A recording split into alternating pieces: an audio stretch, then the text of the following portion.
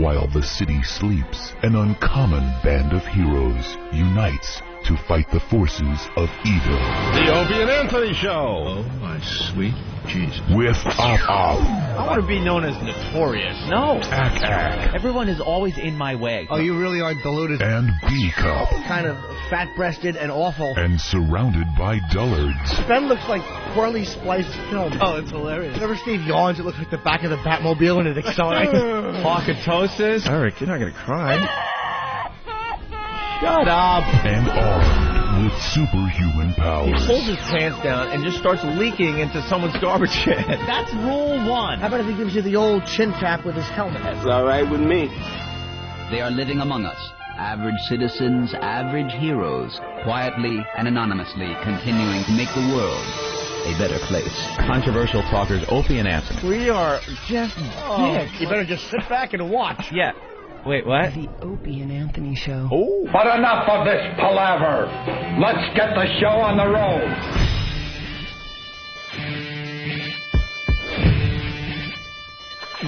I hate this place.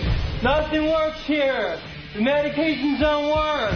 I've been here for 7 years. Nothing works here. I hate this place. Nothing works here. The medications don't work. I hate this place. Nothing works here. The medications don't work. Hello, exactly. You will be molested. Oh, you like that, don't you, faggot? Oh, dear. Oh, dear.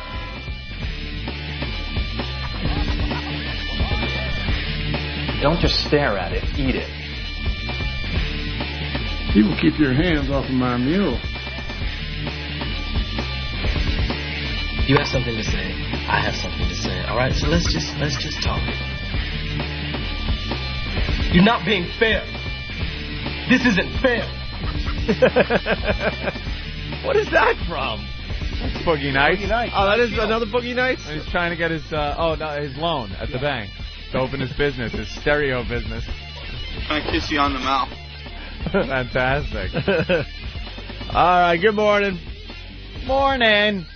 How is everybody today? Wunderbar. Just fabulous. We're all worried about the nor'easter heading toward the East Coast. Yeah, we goof on the news on a daily basis, but we get all caught up in it, don't we? Of course we do. All the news this morning, they finally broke out the word nor'easter. Dun, dun, dun, dun. No. Time to get the slick graphics. The nor'easter's heading toward the East Coast, everybody. Nor'easter. Time to name the nor'easter. Oh. Do they name nor'easters? Oh, my God. They name every storm in the New York area. Hell yeah. You watch. This storm will hit, and they'll have a fancy name for it. I think it'll just be like Blizzard 2005. No, they get a little more creative than that. Yeah? Yeah, you'll see. You'll see. Hey, Jimmy, how are you, buddy?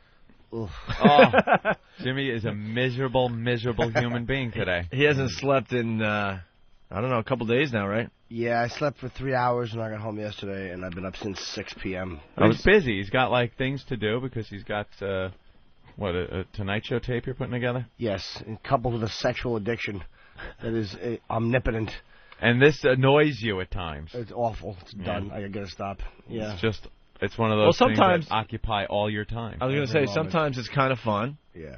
You know, you enjoy the addiction in a weird way, right? And then other times you want to, I don't know. Yeah, leap. The problem with an addiction is it is all-encompassing. It's it's on your mind 24 hours a day. Yeah. And it's just constantly there poking at you. And, sometimes I guess that bums you out. Yeah, I'm just trying to get this Tonight Show set together. You know, again, they want another set, and they're really cool guys. So all the comedy clubs, the way they work is you come in, you do your 5 minutes. The comic strip has been great, and, of course, the Comedy Cellar has been great, and stand-up New York. Mm-hmm. But, Gotham, again, last night. The owner's like, hey, man, we're really slammed. Could you call tomorrow? It's a bringer show. This is what they did at Gotham Comedy last night, a bringer show. That means if you have a bunch of friends and they come to the show, you can go on stage. Right, in front of your friends. Yeah. So I couldn't get on that show because they were slammed. I hope that place, I hope a wrecking ball goes through that sterile dump. No more Mr. Nice Guy. Ooh. No more Mr. Nice Guy. Really? I wanted to bite his face when he said that. But it's no more Mr. Nice Guy. What are you going to do about it? Nothing I can do about it. What can I do? I can't set fire to the entrance. That's what I'd like to do, like the old Happy Land Disco in the Bronx, and watch them all pile up like it's a Great White concert and die after hearing those weak cornball jokes their unfunny friends told, and then spit in their faces. You should have collected a few friends, and we all would have went down there to see little Jimmy Norton perform. Well, there you go. That would have been nice. That would have been humbling for you. Oh, could you sit in the back and start an applause break? The owner's here. I only know him for 12 years. Oh. 12 years, 10 years I know the guy. 10 years, and does he know why you're doing this? Absolutely, he knows why I'm doing that, and I'm respectful. I'm not going over my time. I'm just doing 5 minutes. 5 lousy minutes. And I can't do these sets during the week. It's hard for me to do these. This week I've flipped my whole schedule so I can get these done to make the tape for these guys.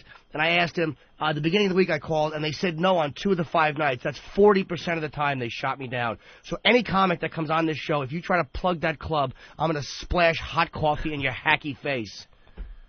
Well, payback is going to be a bitch. You know, it's funny because when we were on top of the world, everything was fun and dandy. Everyone hunky-dory, I would say. And, man, so many doors have closed in our faces since our demise, and now we're attempting the biggest comeback in radio history.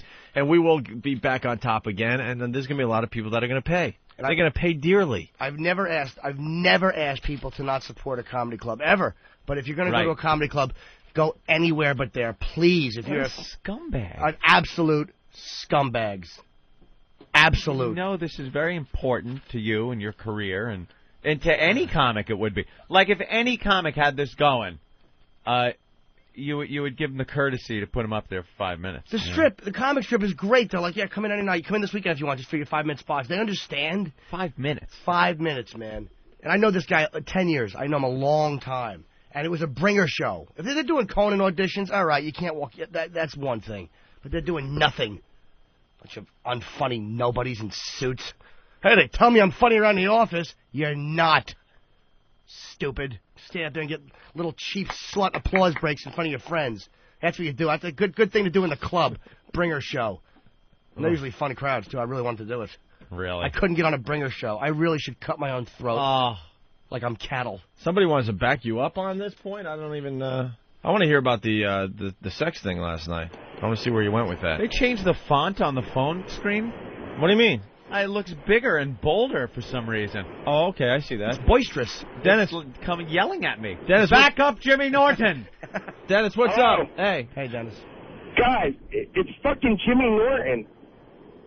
Why is he bringing people? Dude, I believe me. I'm not deluded as to thinking I can't just walk into a club and go on because they have a schedule to keep, and I respect that. But it's just that when it's something like this, man, why do you think we work for $10 in the city, $15? That's why you do it. So when you need something like this, the clubs help you out. And he doesn't owe me anything. I mean, I whatever he doesn't. But I just, I wish there was some way I could make it completely known that scumbag club is never getting any support from this show, and they obviously don't care. Yeah.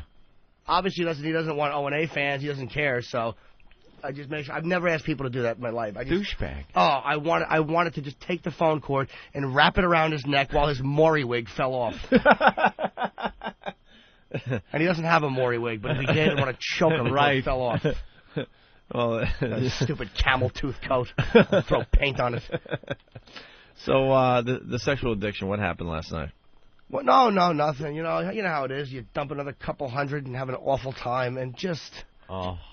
What am I doing? It's awful. It's just on his mind. Horrendous. All the time. And I said omnipotent before because not only am I talentless and can't get on a bringer show, but my vocabulary is that of Voss when he was in 2nd grade. I meant to say omnipresent, but I said omnipotent. Yeah, my addiction is all-knowing. Fat-breasted idiot. Ugh. Maybe I should put that on the Tonight Show tape. You get it, Jay? I almost said. It's gonna be a fun day, Anthony. Oh yes, indeed. It's always fun when there's a miserable Jim Norton in studio. Oh, dude, I tried to sleep too, and I just had nightmares of oversleeping. You know what? We'll do you a favor, and we won't bring up the sensitive training meeting that you're going to be doing in Washington. No, you can bring it up because you might as well. No, we're not going to bring it up because I don't want to really piss you off or anything. You know what else you could bring up? My trip to Jupiter because they have the same likelihood of happening. You know, you have to meet with human resources when we're in Washington. No Talk way. about sexual harassment. I would say Ain't gonna happen. I've never had a problem with a coworker like that. Who do I hit on? You, Eric? Did I ever flirt with him or one of the young interns? If I believe me, if I haven't groped Nathaniel, I'm not ever gonna grope anybody. If I let that sweet kid walk by without grabbing him.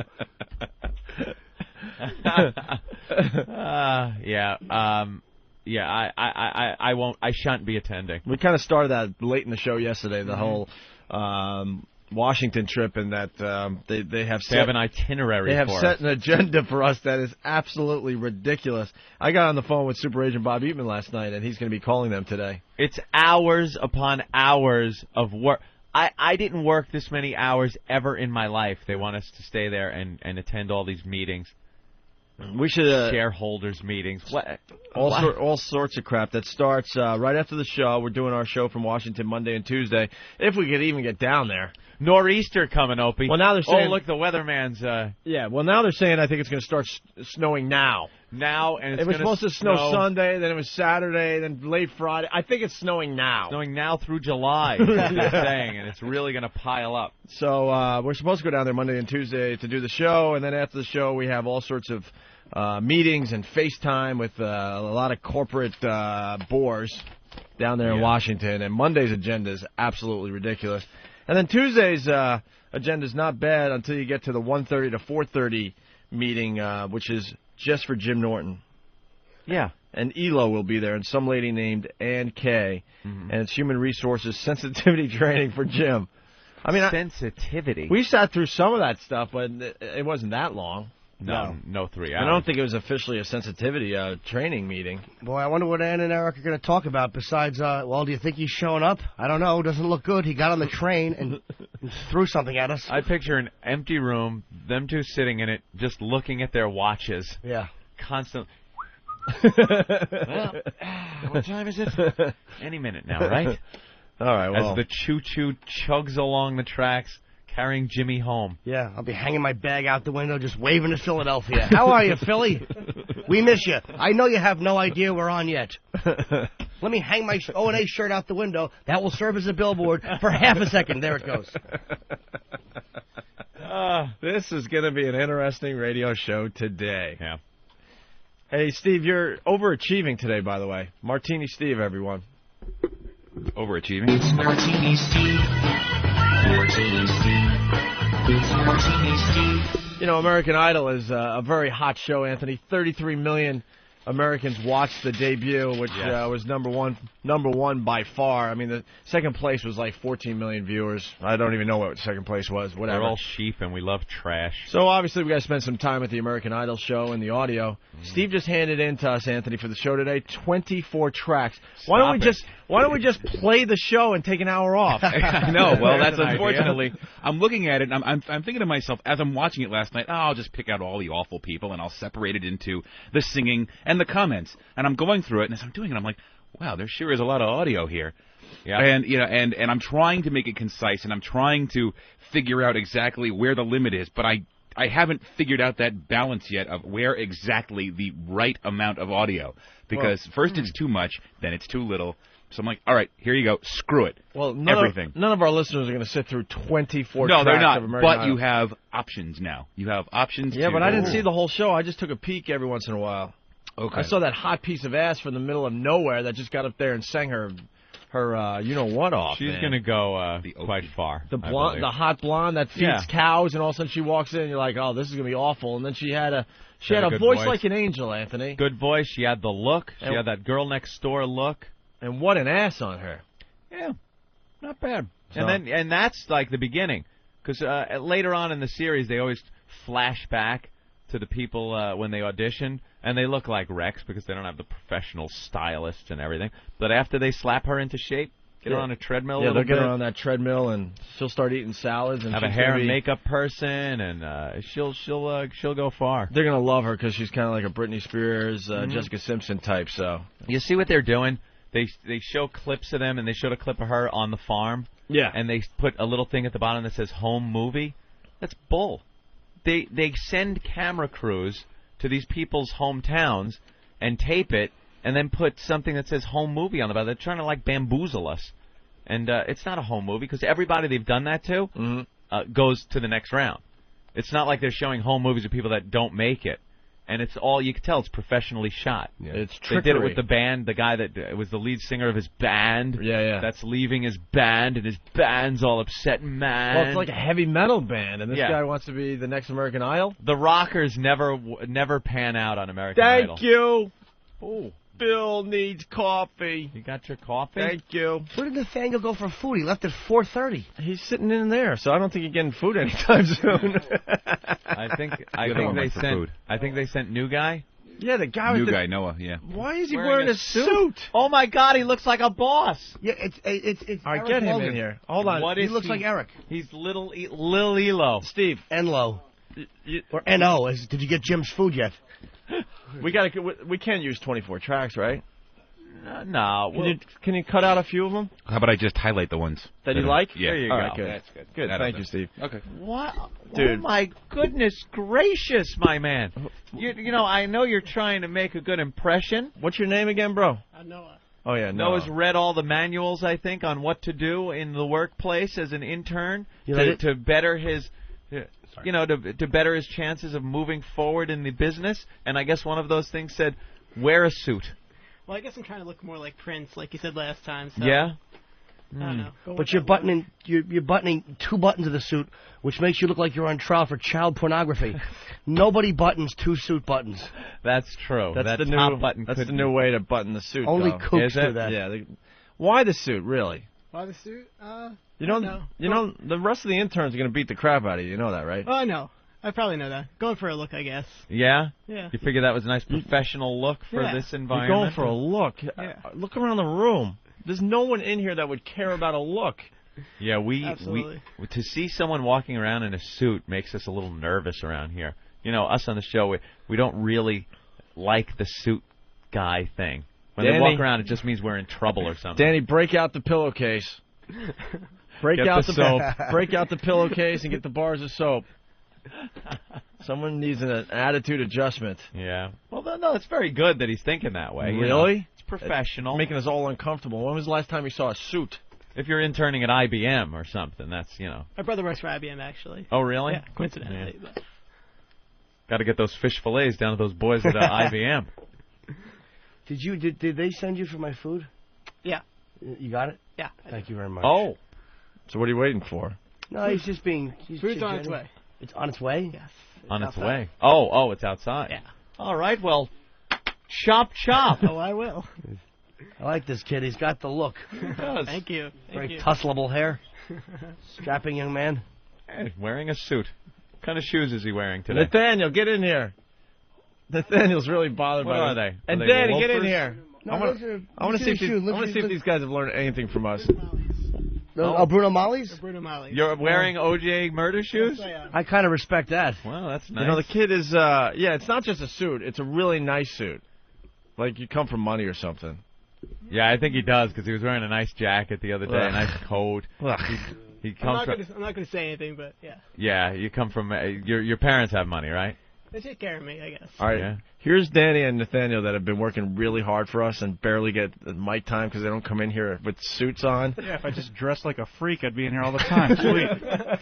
Sweet. Okay, so maybe I have a scheme. I don't know. So what do you think of the new intern? He looks wonderful for a high-class pimp. What, Danny? What? Don't be a pussy. Wow. You think he's kissing a little too much ass, don't you? We don't really like interns that come in here and kiss ass. We hate that. I think he's going about it the wrong way. Really? Yeah, I don't think you guys are the suit. Oh, look at us. You want to go far here? Dress like a tranny. That'll get you far. Most of us have hooded sweatshirts on. That's our luck around here. Hooded sweatshirt and a Metallica t-shirt. Nice. On. Nice. I guess to try to stand out. I don't know. I kind of like the suit, young man. I think it's a good look for you. I appreciate it. I think that's appreciate the Like a compliment. young executive. Yeah, young man on the go on the subway. Yeah. I'm going for it. Yeah, it's good. All right. What bit? Without getting into any details, if you don't want to, what industry, business is your father or mother or parents in that Let's just put it affords this you way. this lifestyle? His father's getting married this weekend. Oh, really? To a supermodel. Oh, okay. What business is your my father dad's in in? the truck business. In the trucking business? He owns a truck dealership. Oh no. Oh, a dealership. Yeah. Oh, a dealership. He's not Out in Philly. mafia. Out in Philly. Yep. Out in Philly. Okay. Truck dealership. So he does very well. That's Yeah. okay. Yeah. And you still, I mean, is he supporting you? Yep. So he pays your bills and everything? Pretty much. That I must be don't nice. work besides this, so. You can just do this and wear nice Oh, man, suits. these interns Boy, are- man, these Danny. interns want to just chew you up. They want to shank you. Can I punch him now, or should I wait until we Yeah. leave the studio? I think we should wait till we get outside. Shank him in the exercise yard. Please. Wow. Wow. That is kind of messed up. It really is. Nathaniel's here busting his ass trying to get a comedy career going, and he's got to dress like starring an episode of Hee Haw. And you come in here in this fine suit. Fine suit. Probably Dad probably gave you a freak truck, didn't he? No. No? Got a car, though. He bought you a car, though, Of right? course. I got a Did car. your father foot the bill for that suit? Yeah. Yeah. What kind of suit is it? It's just an Italian suit. It's an Italian suit. I don't know the name of it. I don't know. Why is our intern in a really expensive Italian suit? And Bruno Is Bruno Steve- Mali shoes. Yeah. Can Steve film a little bit of this so we can get can we I think get we this? should. Well, this is what. Well, check the tag on his suit. Yeah, let's see the. Take a look at the. It's some name I can't pronounce. So I don't know. What food delivery? What is it? Messaggeri? It's pronounced massagery, I think. Massagery? Yes. Oh, Feigning ignorance. It Sounds like. For someone who couldn't pronounce it, he sure corrected dumbbell quickly, didn't he? I don't know what the name is. Maserati. It's Maserati, idiot. Low life, no class, jerk off. So basically, if you weren't interning for us, you wouldn't hang out with any of us, right? You have a whole I nother. wouldn't say that. I don't dress like this to school, so. To school. Yeah. I would like to know what your school is like. Well, I go to NYU. Uh-huh. So I wear jeans every day. NYU. Ooh, jeans. Yeah. That's nice, NYU. What's your major in NYU? Broadcast journalism. Oh, you do? You want to get into radio? Yep. Okay. Totally. All right, that makes a little bit of sense. Do Here you want comes to? Steve. You want to be a program director or? You haven't dress thought the about it. part. Haven't thought about it. You dress the part as the killjoy in the business. I want to start calling him Mini Elo. He looks exactly like little I Eric know. Logan. You're little Elo. You're gonna go far in this business. You just got to grow your bangs a little longer. Make sure they're straight across your forehead. Yeah. Can you drink? Can I drink? Yeah. Of course. All right, you're in. Can you wake? Awesome. Can you wake up at 5 and just do a shot and then go to work? Oh, yeah. Definitely. Little Eric. Definitely. Mini Elo. All right. We're very bothered by you, to be honest. But You're an odd little man. You really are. These guys. I don't think you're going to be bonding with Danny anytime soon. Look at this. Danny wants to kill him. We ought to see if he's really good. Can you plan a day of inane meetings? See if Probably. you really fit the bill. I probably can. Leave the suit unbuttoned. The last person to button a suit like that was Ratso Rizzo. I'll leave it still unbuttoned. Before he pissed all over it. Just took a rest stop. Wasn't on the schedule. I won't wear the velvet jacket again, I promise. No? No. Well, we look forward to what you wear tomorrow, I guess. Yeah. Yeah, and we'll all take the young guy out to a round of Cosmopolitans after the show. All right. You Cosmos. Delicious and pink. All right. Fabulous. Thank you, Than. Thank you, Danny. Thank you. What's your name again? Noah. Noah. Yeah. Thanks. Even more Thanks, gayer Noah. than the last. Even more gayer than the last. Mini Elo. Know what someone said? Oh, he nailed I think it was Big Kev. He goes, safe to say that new Noah won't be banging any porn stars. Jeez. All these little assumptions being made. Oh, he's an odd little He fellow. really That is is odd. something. He seems pleasant enough. He certainly does. I don't know what his deal is. There's nothing wrong with that. I can't really figure that one out at He's all. a young go-getter. It's Is what they call that. Yeah. It's okay. Wears a 3-piece suit to intern the Opie and Anthony show. Not just a 3-piece suit. It's like a really expensive suit. Yes, it is. I love that he corrected you when he pretended he didn't know the name of it. Right. He's embarrassed by the fact that he's well-to-do. Yeah, probably. And he All shouldn't right. be. Oh, I love the fact that I go to my websites on this computer and they just start scrolling through each other. This computer has been broken since we started here. Just a little tidbit, that's all. Just All right. another little thing to bitch about. We're going to take a quick break. It's Jim Norton and his talking doll, and we'll continue. Hey kids, just in time for Christmas, it's the Jim Norton Talking Doll.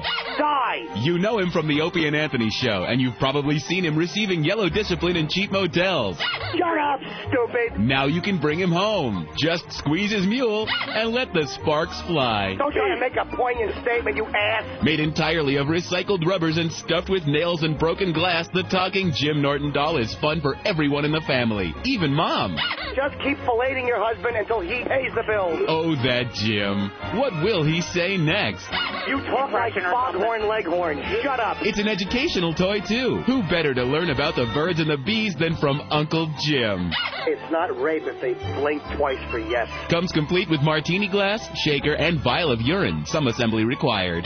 Shut your yap. New from Stinko. It's the Jim Norton talking doll. You stink. Available where Megan's Law doesn't apply. This is Bernie Getz. Man, you better give me a 20 or something.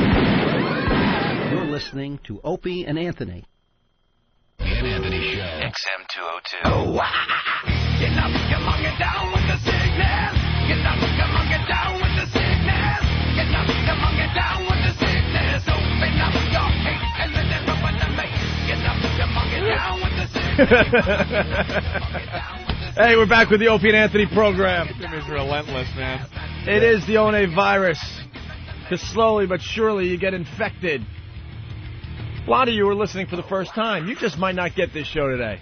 We understand that. No. But give it a few days. All of a sudden you're going to find yourself tuning in 202, a little bit here, a little bit there. Next thing you know, you're going to forget about all the other channels on XM satellite radio. Oh. Even though there's some great channels to check out. Sure. We'll get you. We'll get you.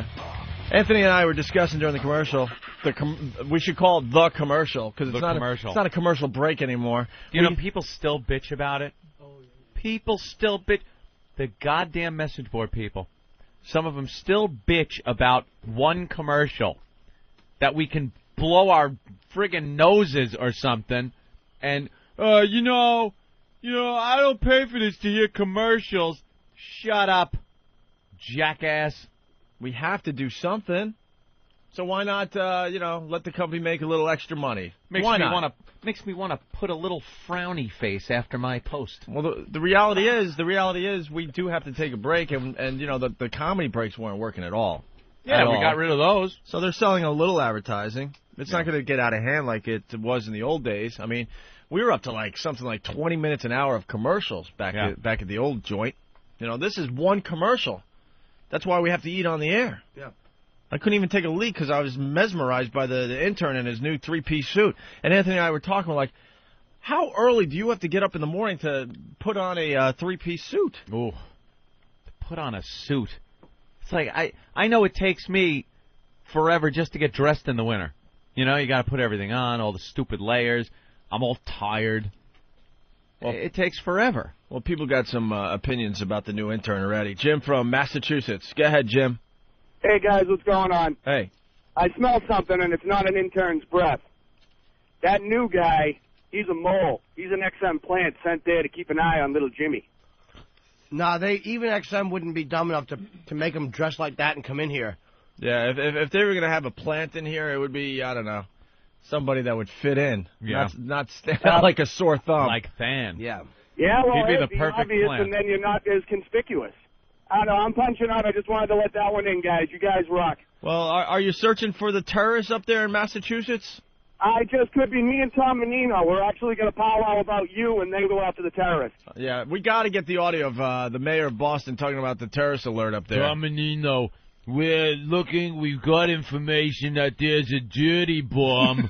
A dirty bomb. Shut up, you mumble-mouthed, fat-tongued mongoloid. It's jackass. A dirty bomb. The police and fire department have been notified that there is a chance that a dirty bomb. Ugh. I was listening to him mumble on the news last night. Can we get the audio of him? Because we're looking for 4 zipper heads with a dirty bomb. Ben's like, you know what? When they find these 4 Asian people, I guess. That's 4 different people. I thought it was the same guy 4 times. They're never going to find them. What's the delivery system for the dirty bomb? A bike with a basket on the front? Yeah, that guy in the middle drew my picture on Broadway. It's the same person. Well, the front page of the Post wanted FBI hunts dirty bomb terrorists up there in Boston. It's 4 Chinese nationals described as possible terrorist suspects who passed through New York are being hunted in connection with a potential dirty bomb attack in Boston, the FBI said yesterday. The Boston Herald reported that the Chinese were involved with 2 Iraqis, but Boston Mayor Thomas Menino said he had no information about that. I have no information about anything. Why don't they just call up Ben? Well, I'm sure he knows everything about the situation. I know Ben's hard at work in the office. That's what he does these days. But he has to come in here because he was losing his mind. We got in, and he's like, you hear what's going on in Boston? You know, when they find these 4, they're going to kill him. His friends have already been calling him. His friends have already called up Ben, and the little gossip circle is going already. And Ben, he knows everything, so he probably knows where these people are. Tell him. What do you think the dirty bomb is going to be? It's going to be an M80 wrapped up in Ben's underwear. Yeah, but he's already gossiping back there in the office about this. So. Oh, he's gossiping, wondering how the Pats fit into this whole thing. Dude, Brady was doing coke with one of those guys, and then Psycho Tim came, and there was 2 Iraqis with him. Yeah, but... These guys better not show up in Saudi. It's going to be funny if Ben's in Boston, and then they can pull down his trousers because they think he's smuggling a dirty bomb in the front of his jeans. That couldn't be real, son. The bomb, the Iraqis, and all the Asians. Ben, what's going on with the dirty bomb? We're going to kill him. Those 4 gooks, you know, they're dead. I already got friends up in Boston. Like, I hope we find them before the cops do. They've already called you? Yeah. Now I've had friends up all night hunting for them. You know, they're all drunk. I'm like, guys, come on. They're still up. Ben's drunk friends are hunting the Asians. Psycho Tim is leading the search for the 4 dinks. Boston is so self-sufficient. Oh, it's hilarious. They don't need anything. Like, they're already hunting for him. Don't send any FBI. No one from Washington. We got it covered up here. I can't even listen to Ben anymore because Jim does such a great job with the impression that it is so funny when he comes in here now. You've nailed it. It's hysterical. The one thing you need to do is how he claps his hands as he does his gossip too. Don't. Maybe that's why I'm going nowhere in show business. My 2 best impressions are Steve C. and Ben Sparks. Maybe I should work on Nicholson or Iggy from Taxi. Oh, my God. He is priceless. Dude, they're already hunting for him. Oh, and they're all drunk hunting for him? Of course they are. Well, I mean, 4 Chinese people are going to stick out like a sore thumb in Boston, especially in the metropolitan area. That's there. true if they stay out of their area. Where is the Asian area of my Boston? God. They're so segregated that that Chinatown in Boston. Oh, right, Chinatown. It's behind that brand new Ritz-Carlton there. Yeah. It is literally like 2 blocks by 2 blocks now. The postage stamp. They're pretty much pushing them out. Yeah, isn't it by what where is it, by the North End or? No, you know the Ritz-Carlton there, the new one. Yeah, I'm not sure where that is. BCN put remember, Opie, I drove a lot in Boston, so I have no clue where anything is with your stupid wagon wheel roads. Ugh. Yeah, well, going backwards a little bit, Anthony. You know, we have the new intern Noah. In his 3-piece suit, his expensive 3-piece suit, and his expensive shoes, and NYU student. Yeah. Ugh. To be honest with you, man, I didn't have a 3-piece suit growing up. I had nothing. Hope he's got an open window in his dorm. I had absolutely there at NYU. nothing. He's on a high floor. Love to see him sprawled out in that suit on the sidewalk. Well, Danny walked in. Daddy's disappointment leaking into the gutter. Danny and, wow. Wow. They said my mousy voice will never sell advertising. Geronimo. So Danny and Nathaniel walked in, and they have audio of them welcoming the new intern aboard here to the Opie and Anthony program. So let's go to the audio.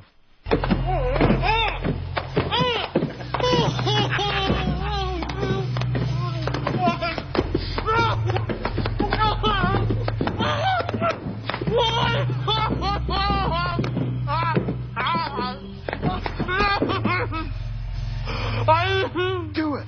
Do it!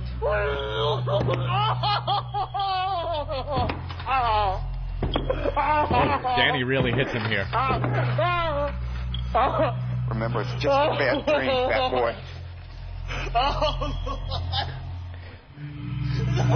Where's the owl? I love the owl.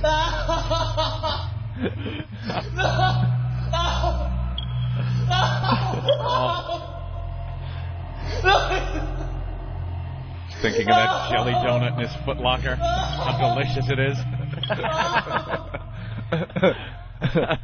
And now we have audio of Noah. Noah, you all right?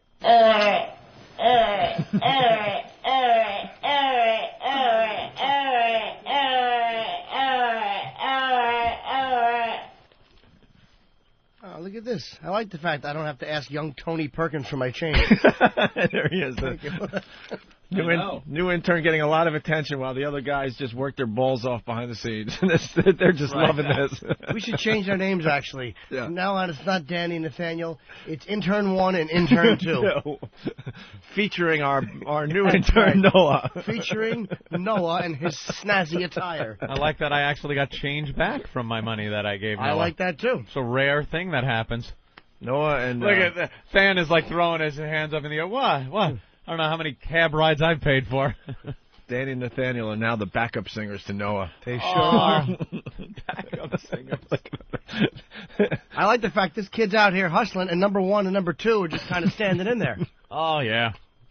All right, so the dirty bomb, Anthony. Mm-hmm. Dirty bomb. Yeah, so Thomas Menino is on top of the situation up there in Boston, so we're all safe. This is ridiculous, and it just goes to show you I don't know what I'm talking about, because yesterday I was saying, boy, you notice there's no terrorist threats or anything happening in the news, and then this whole thing happens, but this is crap. This is another false alarm. It turns out it was some guy in Mexico that said, look, I was paid to smuggle 2 Iraqis and 4 Asians across the Mexican border. They said that some materials are going to be crossing the border, too, a little later on. It's going to go through New York and up into Boston. Now, if you're a terrorist and you're transporting a dirty bomb, why would you take it through the pinnacle of the free world, New York, the biggest, city in the country? Why would you then take it through there to go to Boston? And no offense to the rest of the country, we're paying a little more attention to this type of thing than everyone else because of what happened to us. Yeah. If you get it into New York, you blow it up in New York is what you do. You don't take it to Boston. And then where are the Iraqis? He's got the 4 pictures of these Asians. Here's what happened. This guy smuggled these 4 Asian guys across the Mexican border. They stiffed him, and he's pissed. So he calls up and says, these terrorists crossed the border. I got info, I got their pictures, go get them. Because now he's pissed off that they stiffed the guy. That's all that... Who ever heard of Chinese terrorists? It doesn't happen. No, they're terrorists. It doesn't happen. Terrorists. And women, too? There's like I don't women know. in That's there. what I was going to say. I couldn't tell if they were women or men. No. And that's not even a joke. They got the 4 pictures on the cover of the New York Post, and you can't tell. They're bound for restaurant delivery and a Yankee cranky shop. That's where they're ending up, not in Boston with a dirty bomb. There's another story about Chinese or Asian delivery guys, or at least one in particular, that got the crap beat out of him because one of these apartments, I don't know exactly where in New York, he was delivering the menus. And they kept telling this guy, stop with the menu, stop. You don't understand? It's a major hassle if it really is a major hassle. It's annoying. All right, we should call it an annoyance. How many little pieces of paper slid under your door? Yeah, it's from restaurants. I catch them doing it. Menus. I mean, yeah, you go up to your apartment door and there's just menus all over the place, and they just keep coming and coming and coming and coming.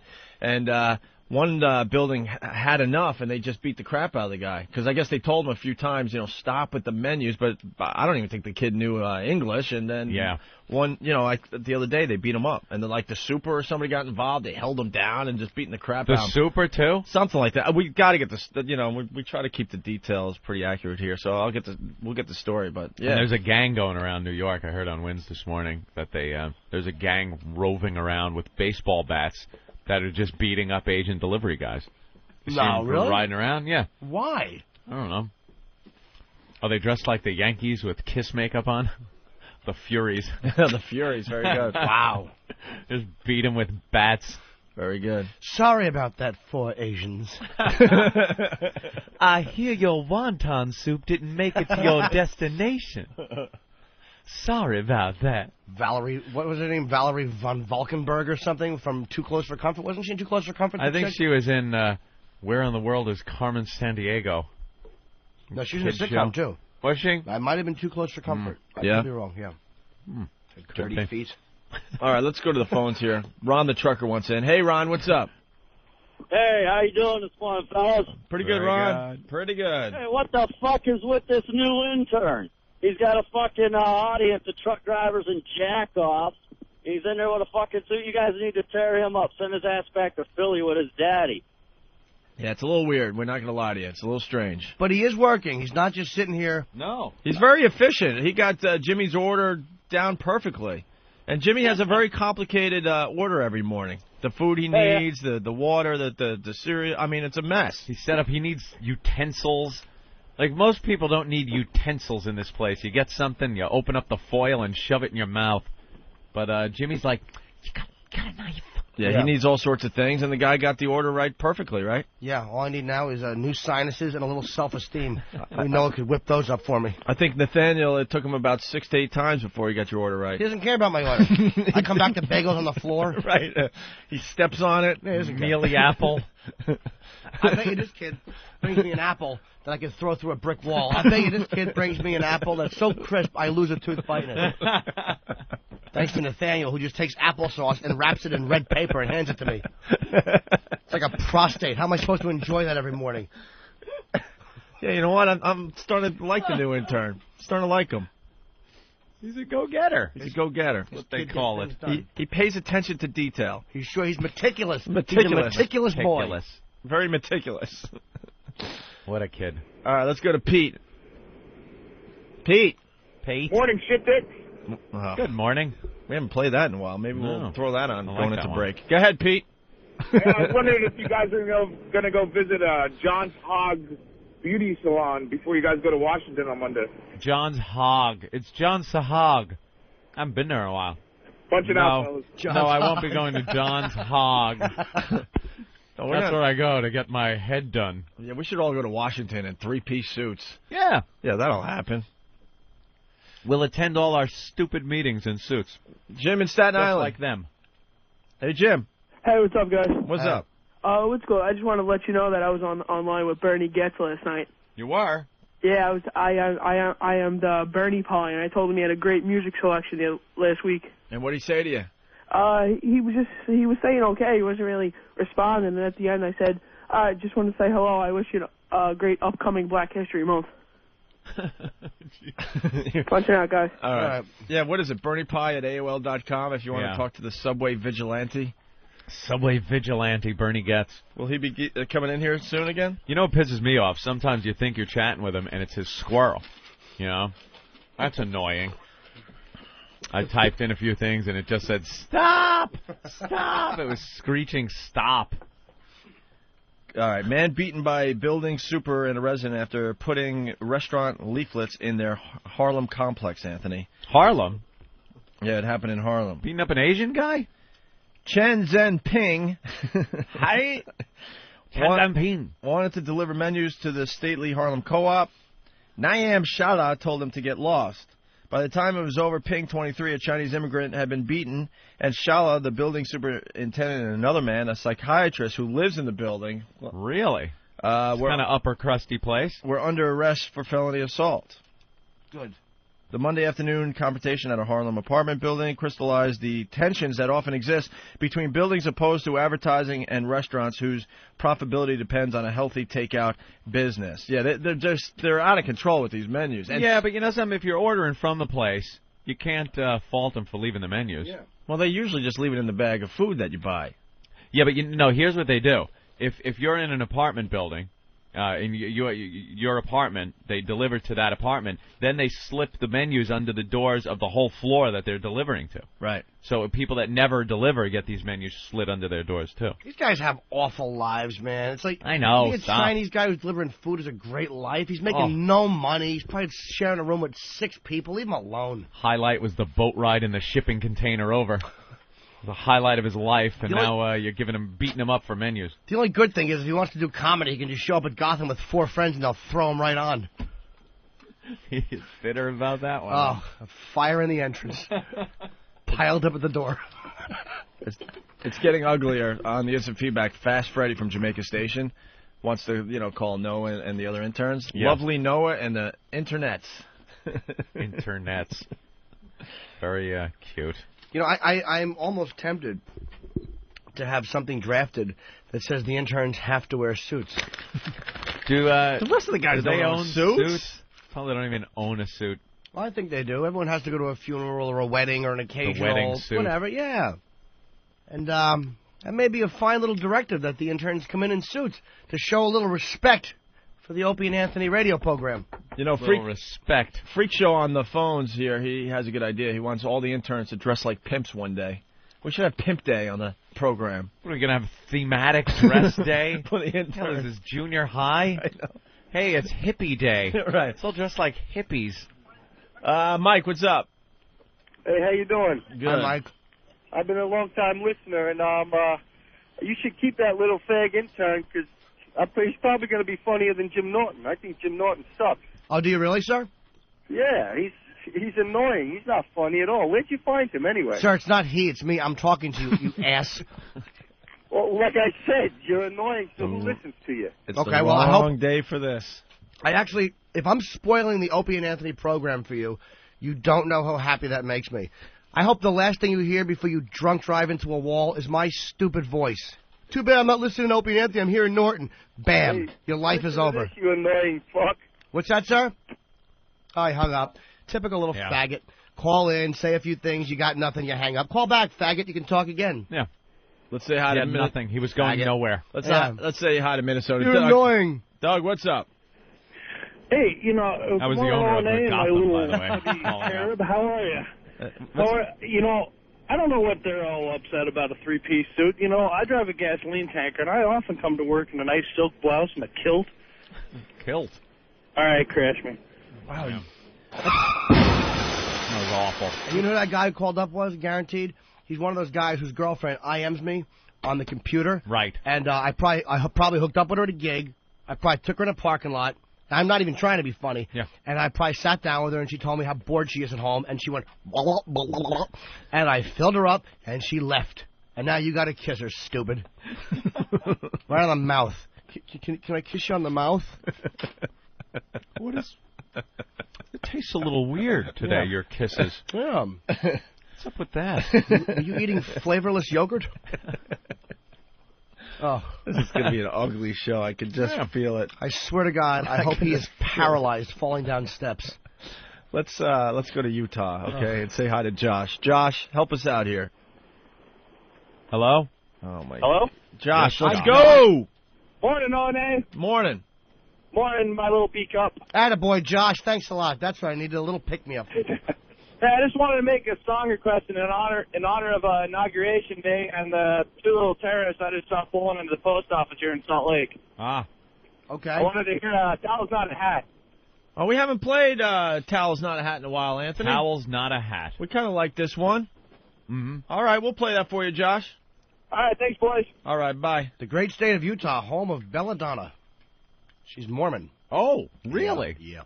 Here's a little taste of A Towel's Not a Hat. Mm-hmm.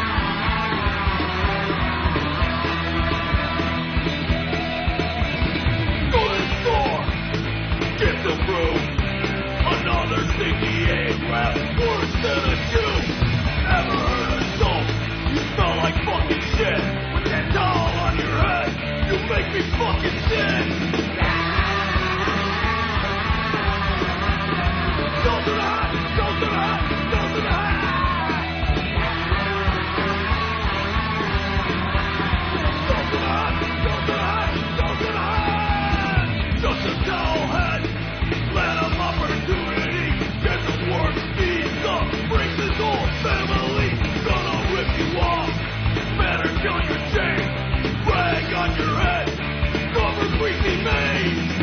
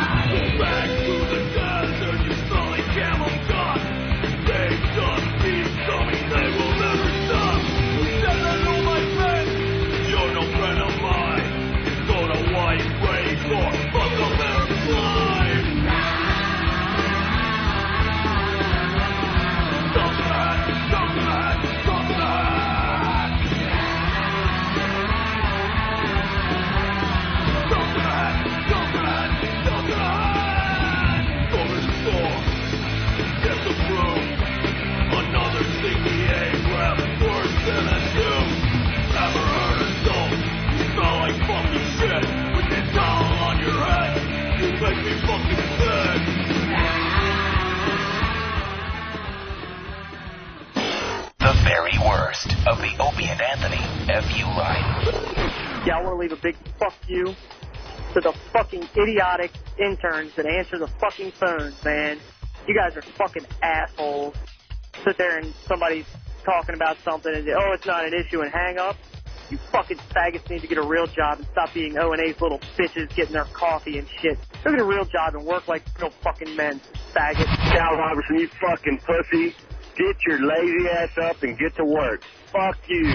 Yeah, this is a great big fuck you to John and Jeff. You son of a bitches answers a goddamn phone so I can get my goddamn Ben Hershey Jerky Gravy Leg motherfucker punch out into you. Answer the fucking phone, you cocksuckers. Yeah, I want to send a big F-U out to Platt. You get all pissed off, call me a fucking cock blocker because you spend 3 hours hitting on some chick and can't get anywhere. You fucking inbred Missouri fuck. Who was that bitch anyway? Your fucking sister? Fuck you, pussy. I don't care. Fuck you. Yeah, I want to leave a big F-U to Steve or whoever the fuck goes through these damn things and puts them together. Steve, put some fucking women on it. I know you got some fucking bitches calling up saying fuck you. I'm getting tired of listening to these old grab-ass fuckers like me calling in and bitching all the time. I know these fucking women bitch. Hell, they bitch more than we do. And fuck you to whoever made this piece of shit phone I'm talking on. Fuck you, Mini-Me. I hope someone detaches your head from your bloated little disgusting body and puts it in a fucking blender. Fuck you. I want to send a big fuck you to all you goddamn smokers. I get tired of walking in a restaurant to eat a meal and have to smell your stinking cigarette smoke. Hope all you fuckers die of lung cancer and a painful death. Fuck you, smoke. This is an F-U, Lady Di. Early in the morning. Sounds like your great-grandmother screeching in your ear. Knock it off. Fuck everybody. Call the Opie and Anthony FU line at 1-866-FU line 1. 1-866-FU line 1. Well, fuck you very much. XM202. The Opie and Anthony Show.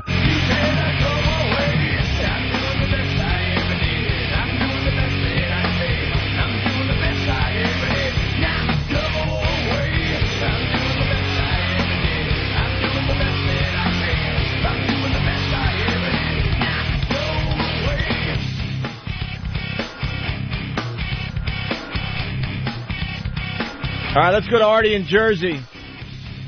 What's going on, Artie? Hey, what's up? You tell us. Artie, what is wrong with the phones today? People are you guys slow. asleep today? A little slow. Huh? Are you guys asleep today on the phones? No, I'm awake. Okay, why what's aren't up? you Well, this talking? is literally the fifth or sixth phone call we've taken. I mean, we love talking to the listeners and allowing you guys to participate, but, man, you guys are real slow today on the phones. Let's go. I'm ready to go. Then go. We've wasted 30 seconds already. You haven't said anything. I just want to ask Jimmy, how come he's got to audition? He's so good. Why do you have to do 5 or 10 minutes in a regular comedy club to go on the Tonight Show? Oh, this guy's informed about how things work. Yeah, Tonight Show. I mean, look, if you got Seinfeld credibility, they'll just put you on. But the fact is, they're very cool with the material, but they have to see it first because everybody's so frightened of the FCC, and you have to be careful. And you also have to make sure, because networks have standards and practices, so they want to make sure that you're not going to say anything disgusting, and also that the material will work on the show. It's actually a process that's fine. You know, if you're Chris Rock or Chappelle, you know, whatever, you don't have to do that. But on my level, you do. Why don't you just go down to the Tonight Show offices, give the woman the tape, and just sit and wait? Wait for Jay to come out because maybe you spoke to him. Maybe you spoke to him in a limo. I made Jay laugh one time, though, because I said, here's my pride and joy, and I gave him a little card. And I had a picture of pride and joy on it, you know. I'll wait. I'll wait. All right, thanks, guys. All right, buddy. Out. Thanks for the compliment. That was very stealing nice. cork? Dude, De Niro in that movie captured awkwardness and uncomfortability. It was so good. Why didn't King I of say that comedy. when I met him? This is De Niro, I'm a comedian. That was the greatest capture of a comic psychosis I've ever seen. Why didn't I say that instead of tapping his arm? Bob? You called him Bob. Oh, I figured he's so famous he'd think he knew me. Right. Like he I meets must so have many met people. him somewhere. Yeah. He's calling me Bob. He knew that Bob was short for Robert. They must be related. This idiot's calling me Bob. Ugh. Whizzy. Ugh, my little Girl Scout fingers tapping a man's arm. Tap, tap, tap, tap. Bob? I can't talk right now. I'm going to Gotham. You are so miserable I today. know. I feel bad for Jimmy today. I know. Hang in there, buddy. Hang in there. Want to talk about American Idol, Anthony? Let's get that audio. Big we'll just, show. We'll just figure it out. Yeah, there's just a lot of people checking out this show. I don't know. It's kind of fun, but I'm not gonna. I like it. I'm not gonna make it to the end of this show to find No? out who went. No way. I like the show. I'm taking a peek because, you know, a lot of our listeners are watching this thing, so then Yeah. maybe we could goof on it a bit. But I don't know. When it starts getting into the serious competition, it's a bore fest to me. Some of the shows blow when they do those theme shows where it's, you know, all Broadway tunes. Ugh. I'm out in Z. But I kind of like the preliminaries, and then when they finish it up at the end, you got to watch, you know, see who won, right? See who's getting booted. Steve, you left an eighth of an inch of hair under your neck. Did I? Oh, I thought you did it on purpose. Oh, it's a mistake? Oh, I thought You never know it's Steve. No, it's not a mistake. You think What are you so? talking about? This thing, Right there. this new thing you under got. your neck. There is a Every piece- day Steve comes in with a new Yeah, look. that was an error. That was a mistake. We have a bunch of neurotic freaks around here. Oh, of course. And I know I'm neurotic as hell. I'm not saying I'm better than anyone else around here, but Steve changes his look every morning. He has something Yeah, every different day. going on. And then we got an intern that's walking around in like a $2,000 freaking three-piece suit. That's a little odd, though. I mean, you know, I But you colored my... purposely kept just a tiny little bit of hair. Yes, you did. Dude, you know it's there. No, Stop. I'm trying to do the goatee again, but I mean... No, this thing. I'll have to look in the mirror. Oh, my God. Don't even make Look at how, believe that look you at how missed a spot. boyish and young that face Dude, was. yeah, exactly. So I've got sweet. a freaking baby Huey face. I don't No, like you it have when a sweet face. You left this little thing down here. Where'd you get that idea from? Yeah. Little thing. It's a little tuft. It's a. Oh, you know what? I didn't Hitler want to get rid of. mustache. I didn't want to get rid of the whole stripe. I wanted like the outline of the stripe to be there, so I left a little bit of it, and I probably left a little See, bit man, of schmutz. Yeah. he studies his face in the mirror and It's- thinks, yeah, what can I I'm- do to it next? Yeah. You really are. You're one step away from body modification. You're an odd guy. But I'm covered in tattoos. No, no, I'm no, one but step away from body That's- modification. No, I don't mean that type of stuff. Oh. I'm talking. Tattoos are one thing, but I mean like where they actually will cut themselves open and pierce in a weird way. Nah, I'm not into that. I mean, I'll admit I fucking hate myself, but you know, and I change myself That's the other quite thing. frankly. Anthony But- and I hang out with a bunch of people that hate themselves. Yeah. I guess we should tell our listeners that. I forgot about that one. Self-loathing mess, and that's why that's where all this modification of appearance comes from. But Anthony, remember the old days? It was just you and I. We didn't have to deal with all this. And we were the nuttiest people Yeah, it was that just we me knew. and you. Yeah. Slammed the door. We did our little radio show. Now we got all these neurotic freaks that are worse than us around here. A collection of Lunatics. zilches you've surrounded yourself with. All Not a just winner in the bunch. nuts. It used to be just Ant and I. We've been doing this for Bunch 10 of losers. We've been doing this for 10 years. It was just you and I, buddy. Me and you would produce the show. We would edit our bit. We would do everything ourselves. Now we got. I can't even count how many people around here working on the show now. I remember taking home production pieces to my home computer and putting together stuff for the show. Yeah. Yeah, I had little clips of the announcer going, you know, Opie and Anthony, Opie, Anthony. And I'd take movie clips and put them together and come in the next day with tapes, and we'd put them on cart and use them. That's how it was, just me and Opie.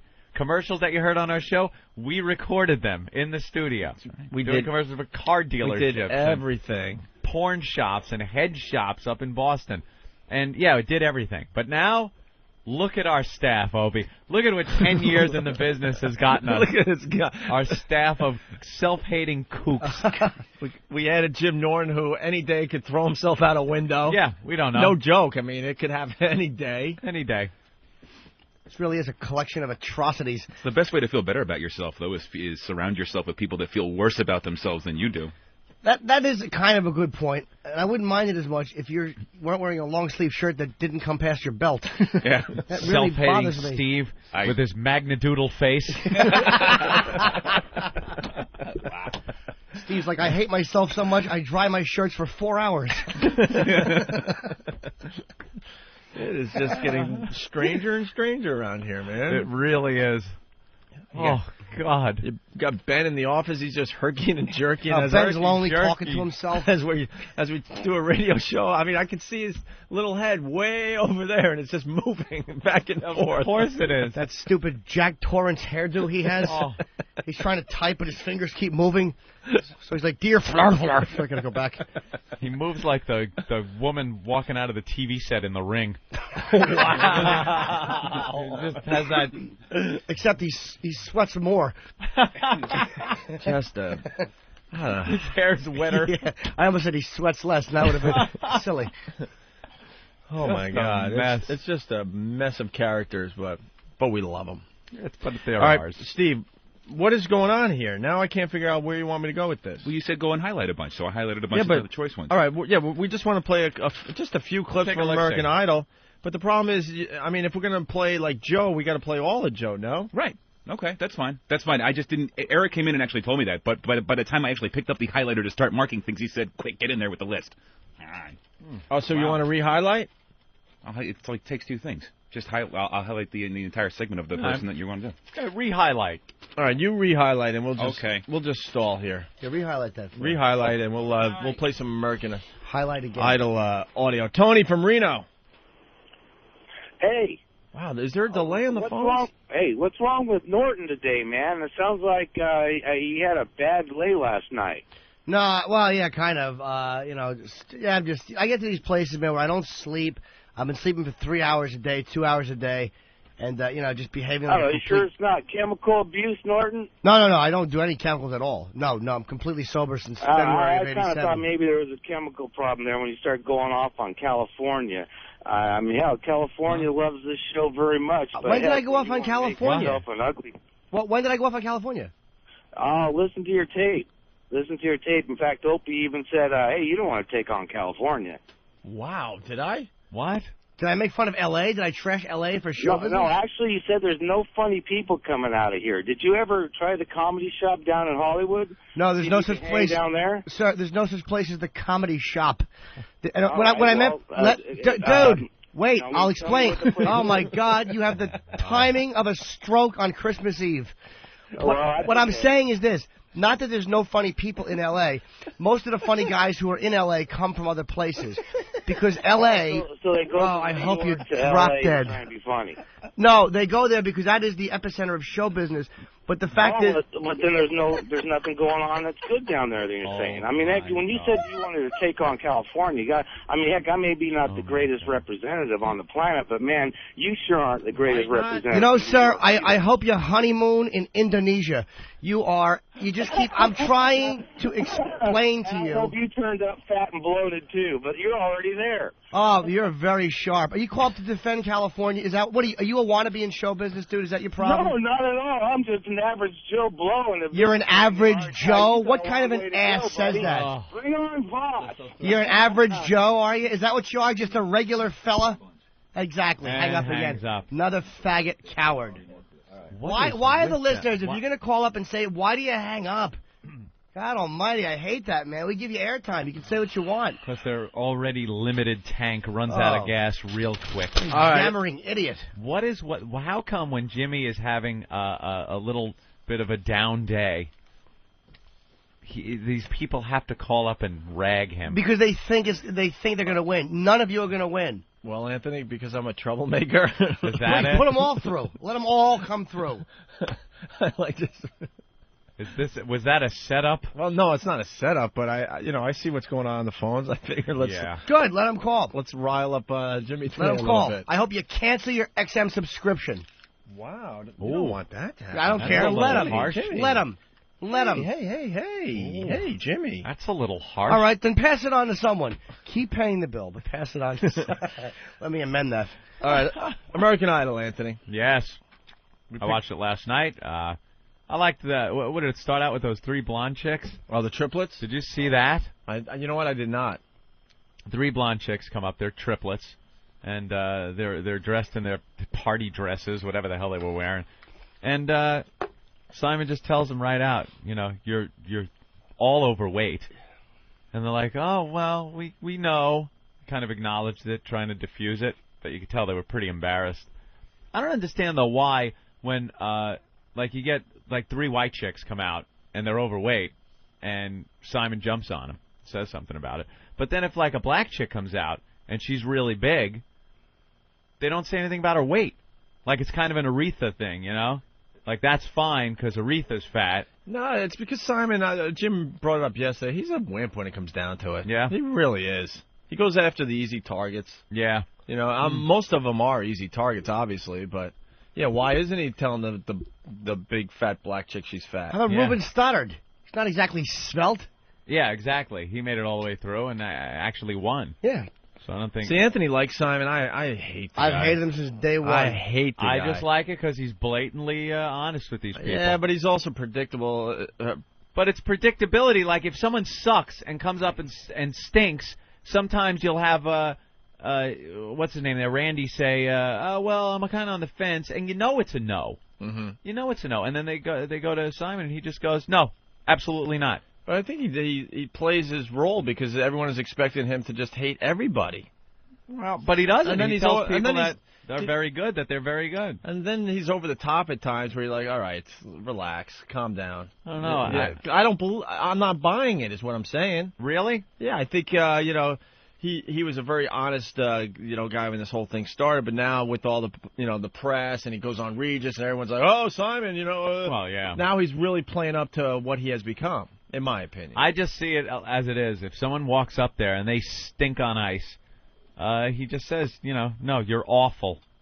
You have no business pursuing music. Yeah. It's blatantly honest. I don't mind that. It's just, but again, he'll attack certain people, not the other. He'll attack differently.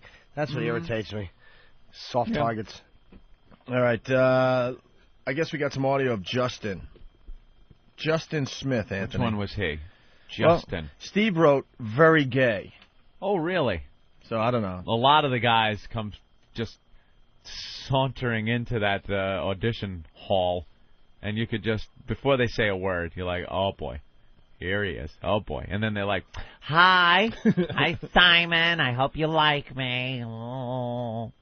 All right, let's take a listen to Justin. Well, I found a good job in the city, working for the man every night and day. And I haven't lost $1 million to see. I was worrying about things might have been. A big wheel keep on turning, primary keep on burning. And we rolling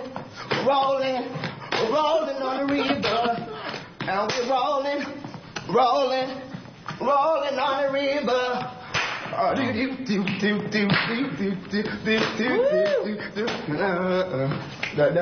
right, Justin.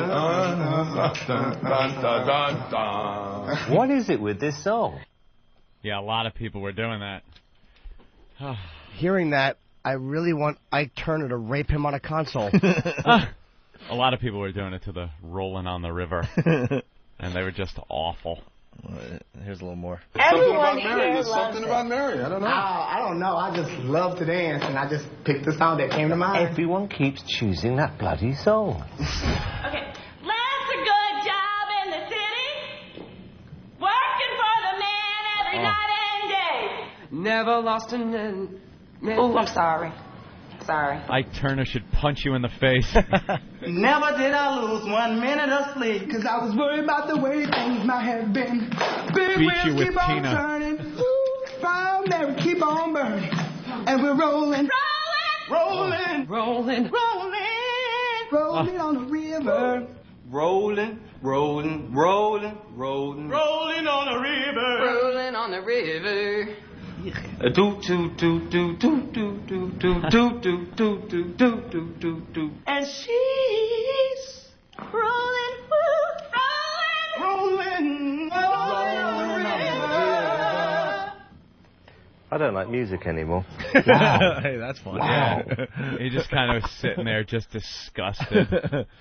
You got to listen. You got to figure you're going to just sit there disgusted having to listen to this crap for hours on end. But see, wrong. Why? They're not disgusted, and they're not sitting there for hours on end. The TV show makes it look like they're seeing every single person. No, I know They that. got all their minions out there going, okay, you find the really good singers, you find the really bad singers, and bring them to us, and we'll tape a few hours here and there, and that's it. I mean, it's set up where it looks like these people are lined up for miles, and they're just sitting there for days on end. Every one of them. I guarantee they taped maybe 20, 30 hours, maybe. Tops. And that's over a couple-week period. All the work's being done by the producers. Like, it's no surprise when someone is singing really awful. That's a setup by the producers. You know, today we're gonna be taping all the really awful singers. So they're prepared. They know exactly who's coming through that door. Yeah, they know. There's no surprises when they walk in there. They tell them, you know. Yeah. All right, here's a bad one. All right, this chick's really good. Yeah. Right. Well, here's the last thing about Justin.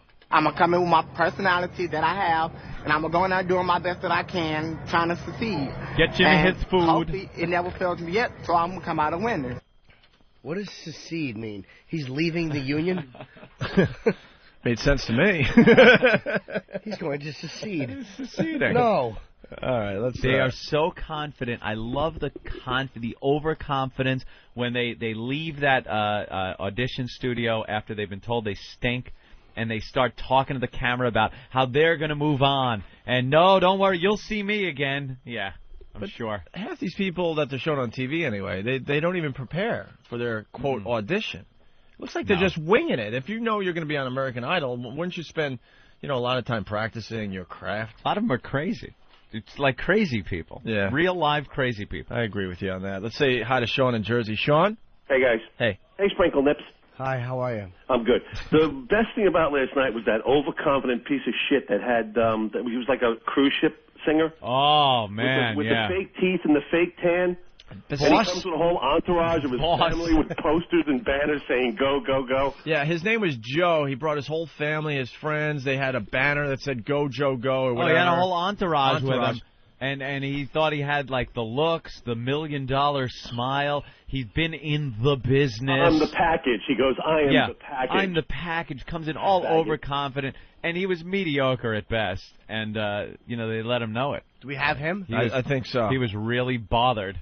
I've got sunshine on a cloudy day. When it's cold outside, I've got the month of May. All smiling well, as he's singing, I guess you'd say, what can make me feel this way?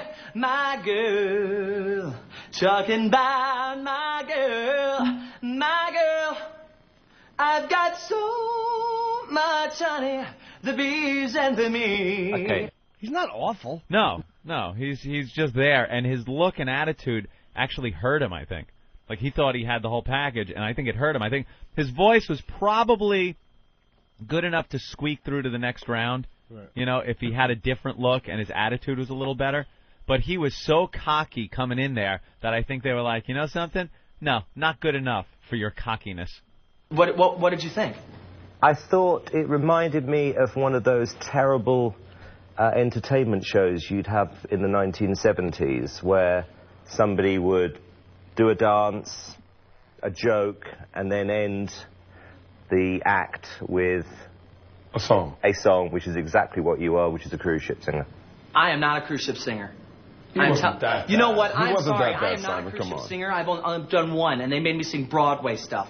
And I came in here and gave you my heart and soul, and I will sing something else. So does everyone. I don't think so. I thoroughly disagree with you. And I'll tell you why. Because the people that have gone through these past years have been able to do one thing. particularly last year, and I know that I can sing more than one genre. I have the story. I look the part. You need to let me sing something else, and you need to put me through. I promise you. What's that look for? You and I are going to have a problem if you carry on like this. Why do you say? Because you are becoming obnoxious. I don't want to be obnoxious. I don't think this is what we're looking for. What are you looking for? Not you. So, you're not going to even try and give me a chance? I just want to get on the show. Come on. You're on the show, but you didn't make it. Okay. Not good enough. Thanks, guys. All right. See, his attitude was really like not. You got to kiss their ass a little bit. He was selling himself pretty good, though. I don't know. He was selling himself like he was the thing, and he was mediocre. Yeah, a guy like that you want to see get smashed because he's a boob. Right. Yeah. I did. I wanted to see him just fail. He's a toothy fool. America was watching going, ugh, just fail.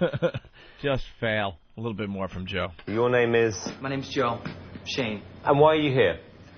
I'm here because I believe I'm really talented, and I think I have the whole package, and I'm ready to sing for you. What do you do for a living? Oh, my gosh. What haven't I done? That's the good answer for that.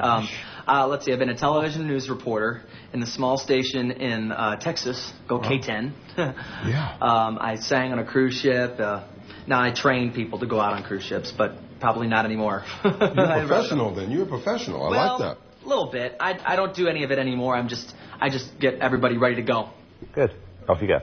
He was all good. Off you go. He was all smiling and that Lady Di laughing, nervous laughing at everything. It was just awful. There's nothing worse than somebody trying to put on phony charm. Yep. Gosh, what haven't I done? Yeah, gosh, what haven't I done? Phony charm. You got a Mouseketeer, stupid? That's awful. Yeah, let's say hi to Juliana. Hey, how you doing? Hey. Hi. Hello. No, the simple fact is this guy might be able to find 4 other guys to get together and put together a nice little shitty boy band like the Backstreet Boys or something. Yeah, that's what he can do. He was awful. It's just an obnoxious, and as he was singing, you can't tell from just the audio, but as he's singing, and like we said, his voice isn't bad, but as he's singing, he had that big fake smile on, and he's doing hand movements and looking right at the judges with that dopey smile, and I'm sure that just bugged him. Yeah. That's why they threw him out of there. And when they turn around as they're walking out and take that last look at the judges, hoping that they're going to go, no, we're kidding, come back. It never happens. It just ain't. It never happens. Yeah. All right, Anthony. I think this is where I got bored. What's the story of Adam and Dirk? Adam and Dirk, 2 total dorks. Yeah. Complete dorks. One of them was fat. The other one was kind of fat too, but glasses, bad retard teeth, retard hair, all greasy, unshowered. I think the thing to do this year is to try to be the next William Hung, right? Well, a couple of them are trying that move, yeah. But they sparked up this close friendship during the audition process, and they were being portrayed as gay lovers by American Idol. Yeah, that's they pretty just funny. kept showing them touching each other and patting each other on the back and consoling each other and doing. They tried to do some jive handshake and they couldn't even do it right. They're missing with their hands, complete beat them up in the hallway dorks. Who's this, Scotty and Dirk? Scotty and Dirk. Yeah. All right, well, here's audio of them meeting. I just met, what's her name again? Dirk. I just met Dirk on, I believe, Monday, and he's a really good guy, and I think he's going to make it, and I think it'd be really cool if I was at the finale with him. And I am the next American Idol because I can appeal to America. I can appeal to the audience, and I'm a really good singer. I have really one of the coolest personalities you'll ever meet. If you ever find out about Adam, you'll always find out that, Adam's a really cool person to be with. Yeah, I had to agree with Adam. He is a totally cool guy. I met him on Monday, and, I'm known as the comedian, and I like putting smiles on people's faces, and he's one of the people I like putting smiles on. He's going to be playing a Gotham tonight, by the way. I think the judges will see an awesome performance by me. I have the little voice going, a little hand movement, and maybe a little movement also with my legs. I first say, Dirk, you're doing a great job. Keep it up. Good luck. Don't get too nervous. Concentrate hard. And don't be the next William Hung. It's a little rough. Yeah, these two were really bad. All right, well, let's see how bad they. Can I kiss you? They are. This is Dirk singing. Like a ship it tossed out of the ocean, we get caught up swimming in the motion. Hearts were sailing, lovers on the right track. Got out so far that we can't get back. You got to reach out, take hold of my hand. You got to reach out till you're safe on the land. I think you this kid was retarded, by on, baby, never give up. You gotta reach out for when you're caught in the current of love. Okay, man. Is that the Baywatch theme? He's singing the David Hasselhoff song. It was David Hasselhoff made it famous, I guess, in Germany, where he's so huge. All right. And the kid was a big David Hasselhoff fan. And like I said, I think he was retarded. Was that a goof, you think, or put on? No, the kid was a little wrong in the head. They are exploiting so many mentally disturbed people on this show. And for some reason that... is this it? Like a ship at tossed Yeah. on the ocean. This is just as bad. This guy's retarded, too, by the way. Yeah, exactly. Figures those stupid Nazis enjoy this. Oh, they love it. Awful country. All right, let's go to Mike from Brooklyn. Mike? He actually had a song called The Hey, what's up, Opie? The What's up, Night man? Rider, where he'd come out on stage on top of a black kit car in his black leather and start singing, and the Nazis are just going crazy for him. Going nuts. They really are easily amused. Oh, Blonde-haired completely. asses. All right, go ahead, Mike. Yes, Sorry sir. about that. That's all right. Didn't Dirk look just like Private Pile from Full He Metal Jacket? did. Big fat head. He did. He looked like Private Pile. All right, can I punch it out? Very good. Thanks, call. Mike. Too bad he didn't end his American Idol session the same way. Here's some Dirk comments. Okay, yo, man. I want to ask you a question and look me in the eyes. Was that a serious audition? I put 100% in everything I do, Simon. Nobody chooses that song seriously to sing on American Idol. Come on. He actually sounded almost as good as David Hasselhoff. Thank you, Randy. All right, yeah. And he said thank you like it was a compliment. Thank you. Yeah, they're really exploiting the mentally disturbed people on this show, but there's no outcry about it. Well, people are entertained. Once again, it's the producer of the show. They're like, this whole William Hung thing took off last year, so let's exploit Try to that. make another one. Let's throw a bunch of William Hung potentials out there. The audience will eat it up, and then we'll eventually get to the actual show. No one finding tops someone with William talent. Hung. Because obviously these people have no talent, and the first couple seasons of the show, this was only a small part of the show, remember? Yeah, they really Here's went. all the real bad auditions. There was a quick montage, bye, but they're really focusing on this early on in the show this year. Yeah. Here's his buddy Adam. Adam Pratt, come on in, man. Hey guys, what's going down, dog? What's up, baby? What's going down with you? Stand up here right on the tee, man. guy. 20 years old from Hoffman Estates. I just turned 21 Tuesday. Oh, and I have congrats. had the best 21st birthday ever. Good. I do the best Simon Cowell impression. Oh, do it. That was absolutely the worst performance ever. There's nothing special about you at all. Simon, what do you say, man? Oh, wonderful. It actually wasn't that bad. Wonderful. It was done in his own voice, though, with like a Simon Cowell inflection on the voice.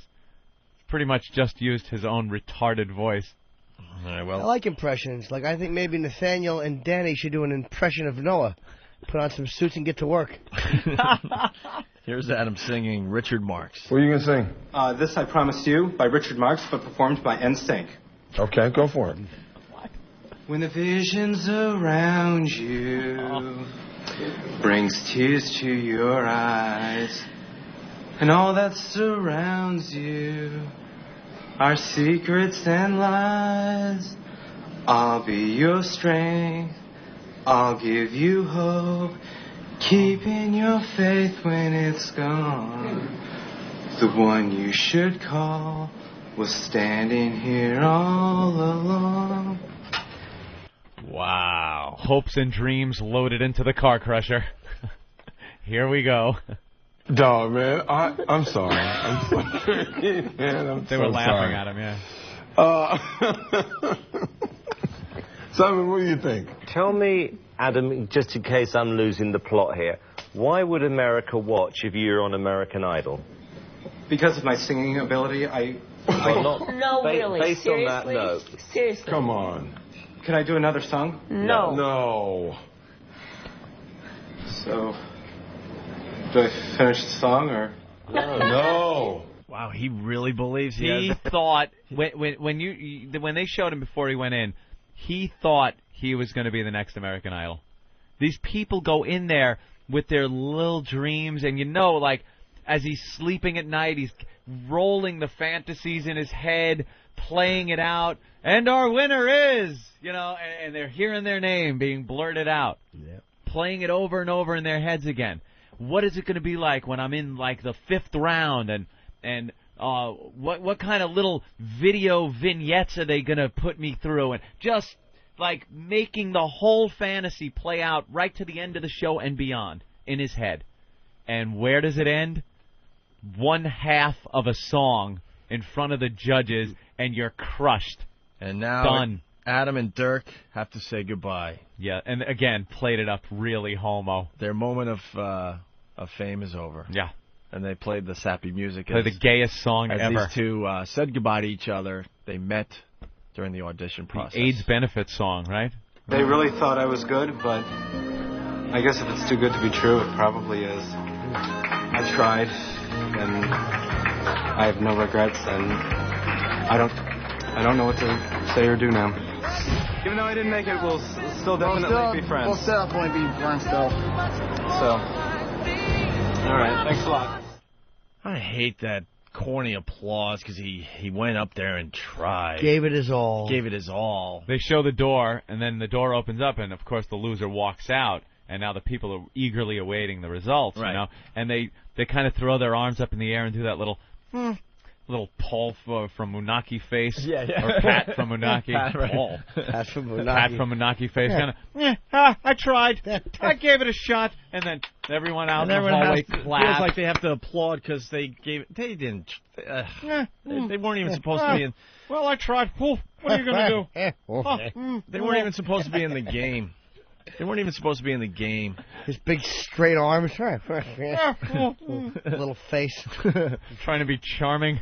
Fat Colonel Kurtz face, like to fire an egg at it.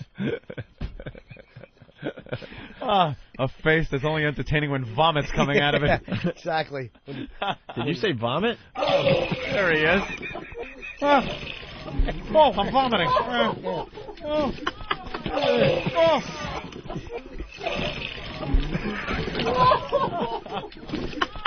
There he is, the winner of the eggnog drinking contest. Eggnog pouring out of that fat skull. Did you get my 5? Yeah, it's your 5. Yeah, fuck your 5, my 5. Well, whatever. It's our 5. It's all our 5. I'm from Monaki. Appley cheeked ass. I do like him though. I don't want to like him, but I like him. Don't Monaki it.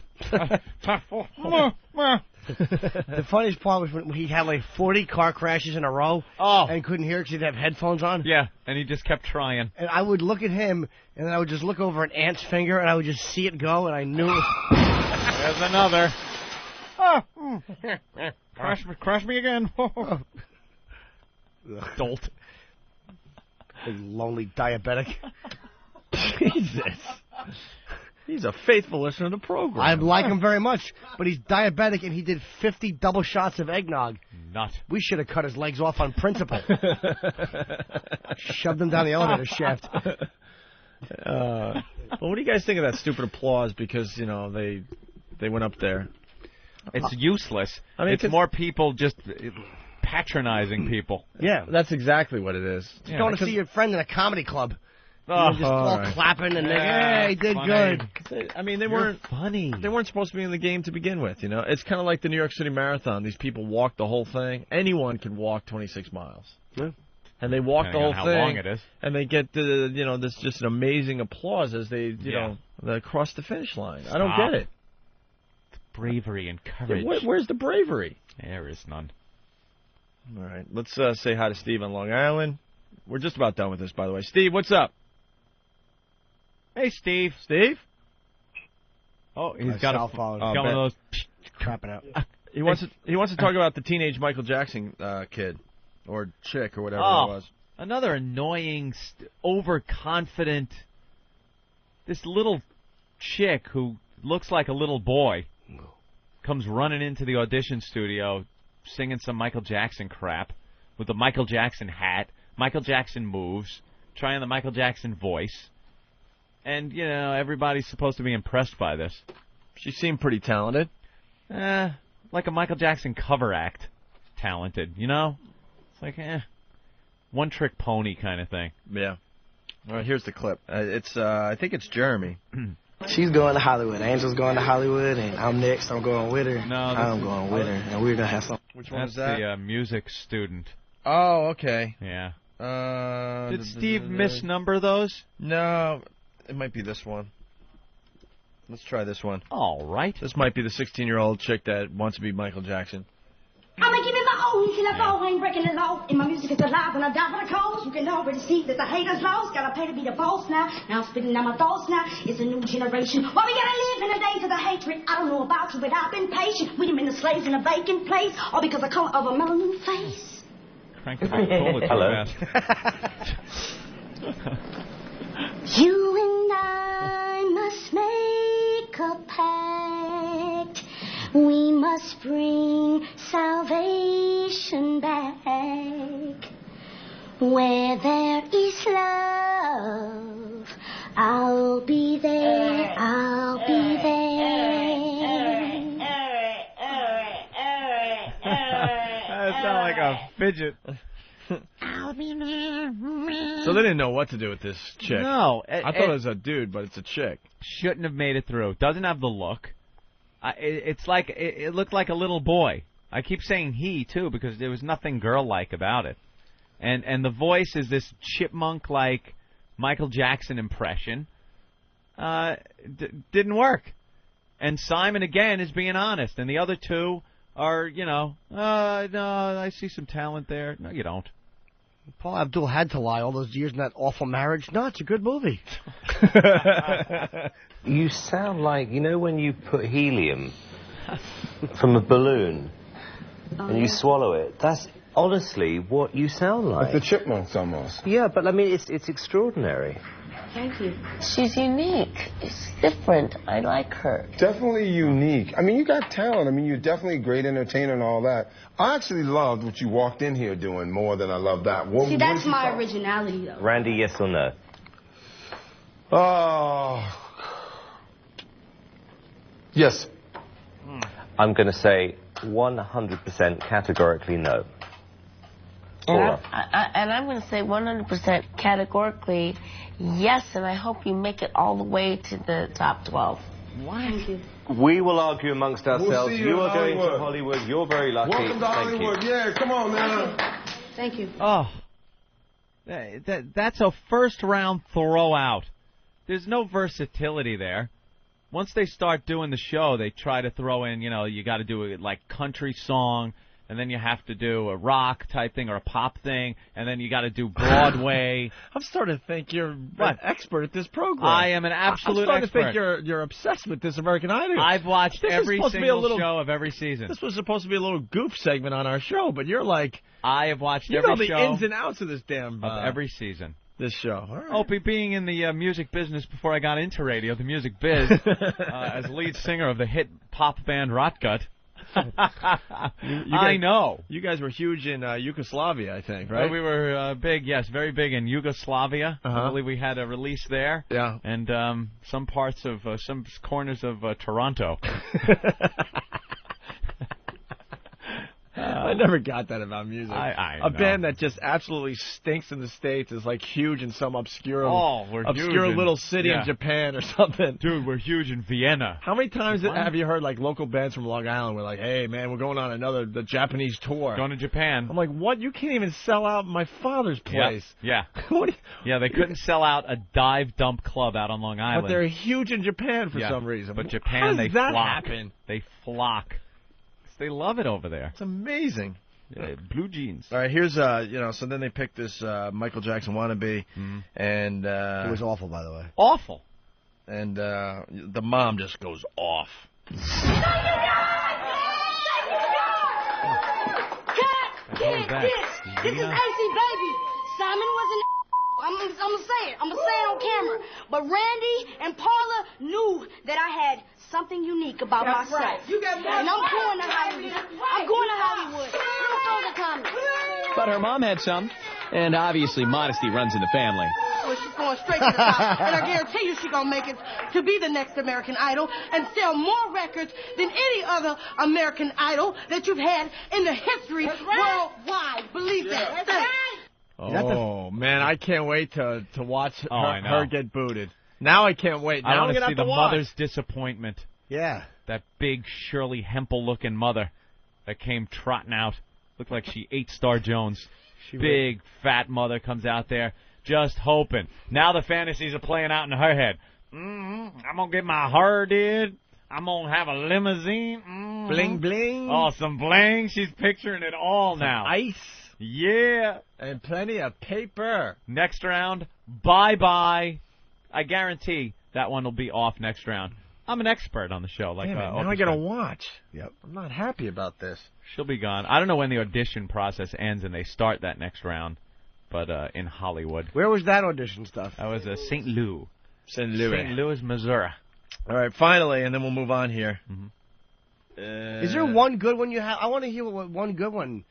Yeah, one that could actually sing. Like I've heard Ruben sing since he's won. I mean, yeah, obviously. Honestly, he's really good. I mean, they had this hot piece of ass. She's a farmer that helps her father. Like he raises cows or whatever, and she has to milk the cows and farmer's stuff. daughter. Farmer's daughter. You Blonde. just know what evilness happens on that farm. A little. She's probably eating a little too much dairy, so she's a little intolerant? chubby. But they'll get her on a treadmill and get her in shape. And so she walks out. I think it's going to be just a disaster because she's from the middle of nowhere. And all of a sudden she had like a voice of an angel. She was really good. I hear she's going to bring her critters with her when she goes to Hollywood. Can I take my critters with me? The hell's a critter? Do you have her, Hope? Steve's running to get her. Uncle Jed, she's going to be an American Idol. Thanks, Jimmy, for extending this wonderful segment. I mean, we hear a lot of the bad ones, but I would like to hear. You're curious. I'm a little curious, and I'm sure yeah. some of the listeners are too. Well, here's Mr. Drysdale could drive you down there, I guess, there, Ellie Mae. That's what she was like, Ellie Mae, all hot and farm-like. But she's perfect because you got the Britney Spears, Jessica Simpson thing happening these days. And it's like, is this the? I guarantee that's exactly how they're going to play it. Did we find the next Britney Spears / Jessica Simpson? She will absolutely go far. All right. Well, can I interrupt one question before I forget? You said Ashley Simpson. Did you get? Did I say Ashley Simpson? No, you said something. But Bob Kelly emailed you something about Ashley Simpson. Did actually, you get that? thanks for reminding me. We're gonna. Yeah, she is delusional. And besides that, Ralphie May, who's staying across the street, he's supposed to come in. Supposedly, his girlfriend was at the Orange Bowl when Ashley Simpson was doing her thing. Got booed. And got booed, and has a whole exclusive behind-the-scenes thing. Like she threw something through a plasma TV, and all sorts of stuff. Face. You know, Ralphie tells this story after we were off the air. I'm like, dude, we were suffering for material yesterday, and you save your best stuff for after we, end the show. Are you insane? So he should be either calling or coming in to tell us that little story. As Steve gets the farm girl, go ahead. Staying across the street? Yeah, why? Okay. She said if he leaves now, he could be here before the show's over. I know. Well, hopefully he won't oversleep.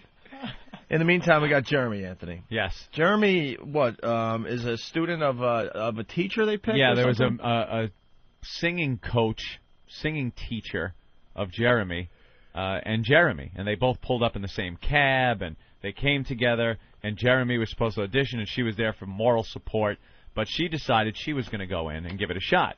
So she goes in, has her numbers on, and auditions, and actually passes and goes to the next round.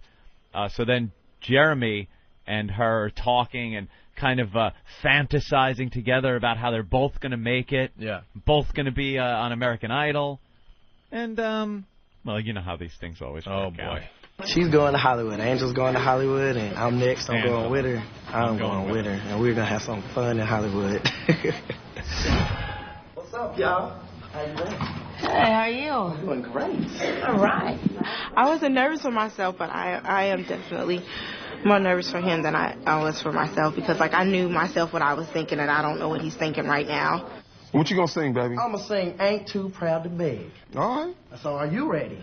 Are we ready? Are you guys ready? Are you ready? It's like, now you're setting it I up. know you wanna leave me, but I refuse to let you go.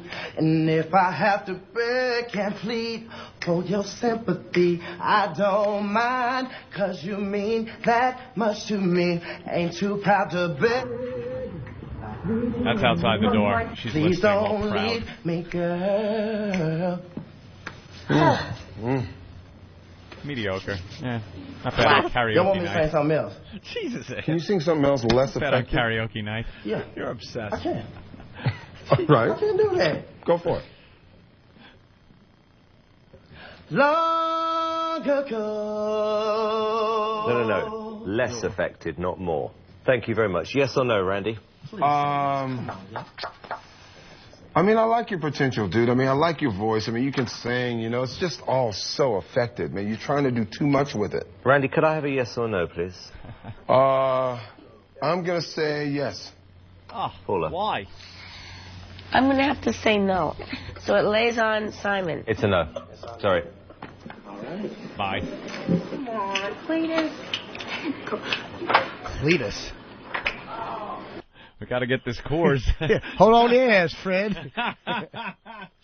So it was a no. So it was a no. He walks out. Now the music coach, who is in, finds out that her student didn't make it. She loses her mind. She starts crying like, you ever see those clips on the news when the black woman rolls up and finds her son shot in the streets? Wow, my baby! My baby! She loses her mind. No way. No. As Jerry puts on a brave face, Angel is inconsolable. I didn't even come here for me. I came here for him. I wasn't even gonna audition. That's terrific. That's terrific. Listen to her wail.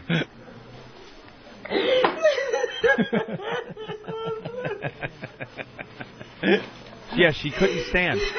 She had to fall down on the floor. She fell down onto the floor against the wall. I love heartbreak. Oh, it's just fantastic. She sees herself being fired as an awful music teacher.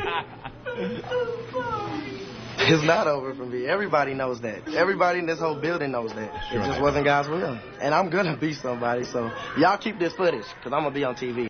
They all say that when they're walking out, the rejects. No, I know, and everybody knows I'm going to be a huge star, and no, you're not. Keep that wrist good for flipping them burgers. That's what you're doing. And she just lost it. She just, oh, my baby. I'm so sorry I couldn't teach you to sing no good. That reminded me of a very fun scene in the movie Fame. Oh. Remember when the girl goes to get into the dance school and Leroy is her dance partner, but they admit Leroy and they throw her out. Ah, and she right. gives Leroy a good screaming at. Right. Gene Anthony Ray and his washboard abs. Hey, Who knew he was a fruit. Instant feedback checking in. Pat from Moonachie. Oh. He writes to you guys, I'm starting to feel a little self-conscious here. Oh. Call in, Pat. At least, Pat, call in if you want. Yeah, call in. We're just teasing you. We'd love to talk to Pat.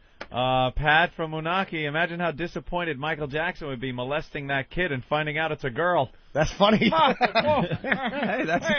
But I bet if he was here, he would have been finding out it's a girl and put his hands up like their breasts. Like making little breasts with his big, fat, chubby hands. You know.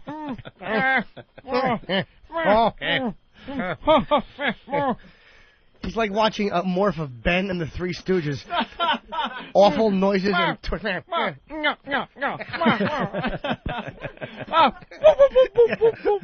Dude, Shemp was doing coke with Tom Brady. Why always Tom Brady? Because he's the hero of... Yeah, of course he is. I understand. Dude, Lawyer Malloy tried to get into one of my father's restaurants. He wouldn't even let him in. Dude, spread out. Yeah. What was the one from earlier? Because people are just tuning in, man. They're trying to get these 4 Chinese nationalists. They're looking for the dirty bomb, and Ben's dumb drunk friends are out looking for him, and he thinks that's news. 4 Alkies, 4 Mick Alkies from Salvi, drunk driving around Boston, killing innocent people. Looking for the terrorists. Looking for 4 delivery men. Sully, I think I saw him.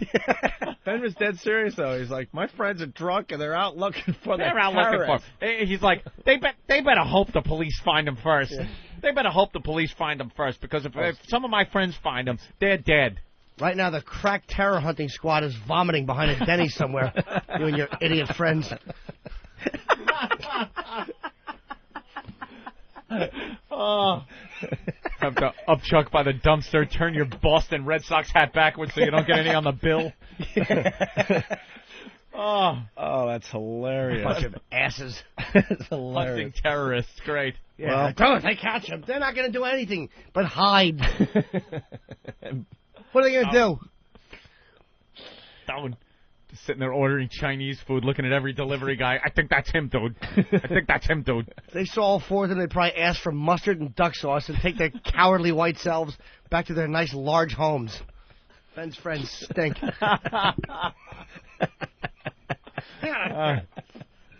Screw it. Let's go to the vineyard. Doug. It's my favorite thing on the show. I don't know why. Gossip. Love that gossipy little unkempt head. But he always has something. It's amazing. It all goes back to Boston. Everything about Boston. But it all goes back to Boston. The guy is tied into Boston. And I wish people could see what you see and what we can see. Is when you look through our glass, you see all through the office, all the dead weight. Yeah. All the dead weight. And then you just see the glass for our inner office where we go, which is like 35 feet away. Yeah. And just Ben's big, misshapen, messy-haired head facing away into a computer monitor. Herking and jerking like crazy. Yeah, occasionally just going left for no reason, coming back. I'd hate to sit behind him in a movie theater. He's just getting the latest Boston gossip. That's all. He's not producing the radio show. He's just getting the latest Boston gossip. And he doesn't read articles. He just clicks on them and he zips and he highlights them with blue and then he goes to the next one. And then goes to the next one, highlights it all the time, looking like the office is a train and his head is just bobbing back and forth on it. He is well connected, though, man. The guy does know a lot of things. Every party, he knows he can get in everywhere. Oh, yeah. Half the stuff that ends up in the gossip columns in the Post and stuff, he already knew. He tells us, like, the weeks, not weeks, whatever, days earlier. And the section in the paper where it goes, we hear that some famous person the blind was box. out last night with, because they can't mention the name, right. Or else they might get sued. To Ben, that's like people that sit there and do like the crypto quote or crossword puzzle. Yeah. If Ben just opens it up and goes, "Oh, I know who that is." That. Yeah, most people will guess. Like, that's not. He doesn't guess. He knows. Like, oh, that's Ben Affleck. I know who that is. Ben Affleck. Yeah, Ben Affleck. My friend told me. Yeah. When he was hunting terrorist Chinese. All right, you want an example? Pops up through a hole in the ground, and Bill Murray hunts him and tries to blow him up. Like Ben's sitting down, getting a shoe shine, and the shoe shine guy going, "Psst, Ben, I got some inside info. Word on the street." Oh, thanks, dude.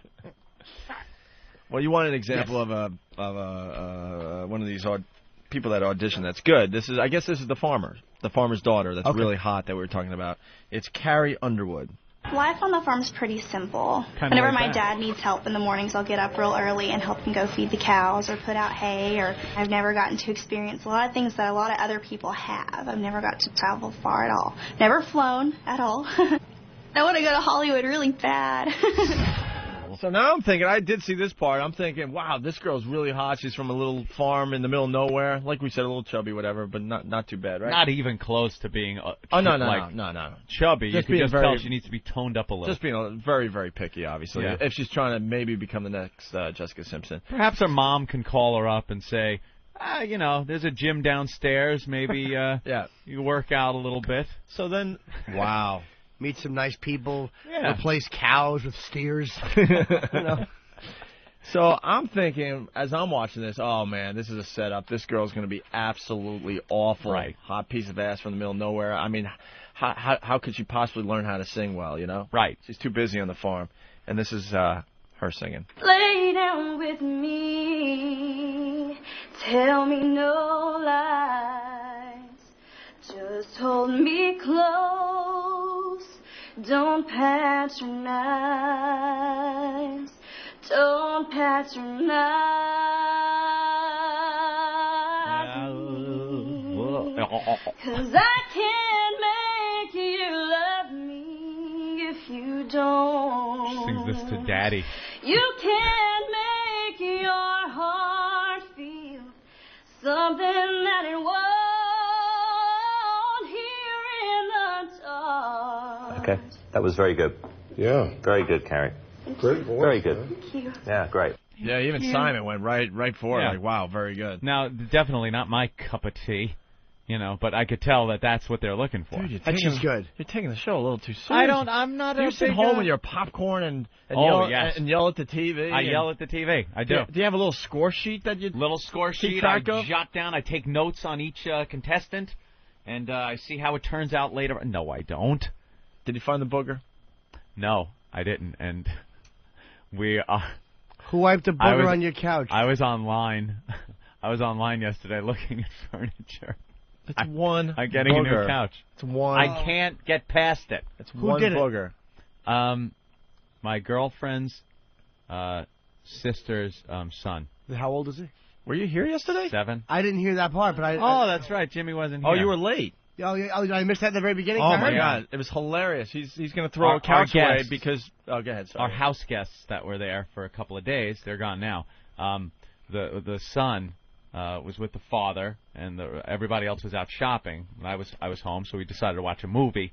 Sat on our couch, my big modular couch, and the kid was doing something with his hands. His father saw and said, "What are you doing?"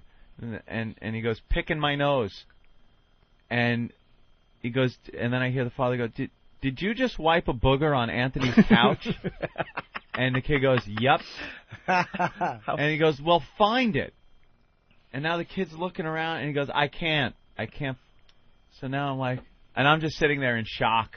I'm just like, oh my God, I'm in shock. And I'm not looking for it. So as far as I'm concerned, it's still in there. It could stay in there. I have a lovely big couch in front of my huge big screen television, and me and my girlfriend sat on opposite sides of the room on our computer chairs last night watching television because I will not now sit on the booger couch. You'll find it. What you'll do is you'll doze off on the couch, and you'll taste a little salty treat. Shut up! You know he hates this You stuff. know me with snot. Snot is probably the worst, aside from crap. Snot is probably the worst bodily fluid that could come out of a person's body to me, as far as I'm concerned. He'll fall asleep on the couch. He'll wake up and he'll think that he has a raisin stuck to the side of his face. or a De Niro mole. He'll do Raging Bull impressions and then eat it and go, wait a minute. Oh, Found the booger. Yeah, so we sat in our respective computer chairs because the booger couch now has got to go. The couch has got to go. The kid may not have even wiped it on the couch. He may have had nothing on his finger and just said that to his dad. There really may be nothing there. You know something? You're absolutely right. There may be nothing there. The couch has got to go. Can't you just clean it? No. Clean the upholstery? Couch has got to go. Yeah. I cannot get this clean. He's not kidding. It is there. It has been boogerfied. Oh. Yeah, taste that delicious booger flavor. Yeah, I cannot now sit on booger couch. Really? What are you doing? I had a booger, actually. You're picking your nose, and where are you... Stop it. Don't even... Oh, Jesus Oh, Christ. my What God. did you just do? Nothing. Oh, wow. Did you just put that in your mouth? Yes, he did. That bothered me, too. Look. Wow. It's weird. It's got like a salty, odd flavor, and there's a hair in it. I cannot understand you people. What? I cannot understand you people that do that. I won't know. You're a little faster with my food. You've never eaten a booger? Never in my life. Never? Have I? It's like saying you've never eaten a log out of your pants. Dude. I would question that. Dude, we could take a survey right now, and I guarantee 90% of the audience has eaten a booger. Within the last 10 minutes. 90%? Guarantee. Our audience? Yeah. No effing way in the world. I'm not saying 90% I'm of not people. saying on a regular basis, but I guarantee No. you're not going to find many people that have not. No. Take a survey right now. Take a survey in this room. Jim, of course. Raise me, your hands, yes. and you interns and Big Kev. suited fellows also. Derek. Who has shoved boogers in their mouth and eaten them? Everyone's raised. Raise your hand. One, Most of two them in are that raising room. their hands. 2 in that room. How many here? 1, 2 in this room. Nagel, never? Nope. 4 out of 1, Big 2, Kev? 3, 4, 5, 6, Of course you 7, have. 9. Almost all the guys that put your hand up, Chief. Steve, of course Steve has. Yeah. It was a sweet booger. Very sweet. Very cozy. Out of his cozy face. Back to the audio. So here's the comments about Carrie, the farm girl. Who's your favorite singer? Who do you love? Actually, Martina McBride. Yeah, I could hear a little bit of that. Yeah, very good. I was saying to someone the other day, I'm surprised that we haven't found a good country singer in this competition yet. I think you're very good. Thank you. I think you should stay good at what you're doing as well. Randy? I think you're excellent, too. I would work a little bit more on the emotion and the stage presence, just a little bit, because you got it vocally. I mean, you can do your thing. You worked it out. Right off the farm, you know? Definitely. Paula? Yes. Carrie, you're through to the next round. Welcome to Hollywood, girl. Well done. Girl. Yeah. Yeah, she's going. She's going far, I believe. I have her picked on my little list at home. I'll bet you she sings even better with her face in a pillow and whiskey being breathed into her face from the side. Getting a rash on her neck from whiskers that haven't been shaved in a couple of days. Maybe one of Dad's friends who helps around the farm. Sing it again, sweetheart. Sing it. I can make you love. With that rough, whiskery scratch. Where she sings ouch, ouch, ouch, ouch, ouch, ouch, ouch to the Rudolph the Red-Nosed Reindeer thing. I don't have that anymore, unfortunately. Awful. All right, so, oh, you got it somewhere? It doesn't matter. The moment's passed. What's the, We got someone from OpieAnthony.net checking in on the instant feedback. Another fine message board. And, I didn't know who that was. I thought it was just a fan, but it's Donnie Deutsch. Donnie Deutsch. She's waving at me. I'm like, how do I know this guy? I'm like, well, maybe because he interviewed you on TV 2 days ago, you idiot. Is that him right there? Yeah, well, he's out of his interview clothes, so I didn't recognize him. Very handsome. We'll get him in here next. So he writes, dudes, Ashley Simpson is exactly like all the rejects from American Idol. Mm-hmm. Her whole life, everyone has told her she could sing because they don't want to hurt the sweet little girl's feelings, so she thinks she's really good. It's true. But at least she handles rejection and stuff well. All right, we'll get into that next. Yeah, Bob Kelly emailed me what she said in one of the papers about her Orange Bowl appearance. Was he crying for her? Even tear-stained little monitor. Even Bob Kelly wasn't crying for Ashley Simpson. So look at our intern schmoozing with Donnie Deutsch. Donnie, huge Madison Avenue guy. This guy made a fortune on Madison Avenue. Advertising, right? Very big, go-getter. This guy is the man. And now our intern in the suit is going over there and trying to impress him. Does he understand marketing? Oh, yeah. And billboards? Oh, yeah, we can talk to him about it. This is the guy we'd like to... I'm very happy he's here. Yeah, we'll talk to Donnie Deutsch next. Excellent. He's a very interesting man. What's going on, Ben? Nothing. Why are you laughing? Where do your friends have the Asians? No, I just tried calling them because you guys were talking about they're running around, you know. They're running around. Can somebody tell Lisa Loeb Glasses that his dumb friends are not going to find anybody? I also noticed that Ben has decided to grow his sideburns a little longer. Yeah, he's adding a... Have you added another level onto him? Look. I messed them up the other day when I was shaving. Did you? Mm. Why are you growing your sideburns? Are they remaking Who'll Stop the Rain? Wow! That's brilliant, dude. Are awful to him. What did he say? I love him, though. He just grabs his head. He goes, I'm not going to win. And he just walks out the door. Yeah, he knows. But I love Ben. He's one of my favorite people. He is really look like an fun. English historian with that fake hair. Ben is a mess on so many levels, but you can't not like Ben. Isn't he great? If we do go down to Washington, if we don't have our nor'easter, I am so looking forward to hanging out in the hotel bar with Ben. He's just fun to hang out with. I almost said never a dull moment, but that's the way it is. Yeah. He's always got something to talk about, and he's usually pretty accurate. Yeah, of course he is. Although sometimes he's not. Ooh. Are we staying at that cool hotel? Nice. The Rouge, yeah. Yeah, that's good. Announce it to everybody. I say the cool hotel, so I'm not saying the name. Ben knows exactly what I'm saying, and you just announce the name. What an idiot. Eric wonders why he doesn't get to go to New Orleans, stuff like that. And Ben's hand goes up, he's exasperated. I wish Pat were here to alleviate the tension. Yeah, why just give him the room number? Yes, Ben? And I think we're going to get Elo on, too, to talk about our schedule. Yeah. Great. No, that's Mini Elo. They're sending Jim a packet of human resources stuff to read. Are they really? Yeah. A packet? Cool. Yeah. How heavy is it? I'm wondering how far I'll be able to throw it unopened.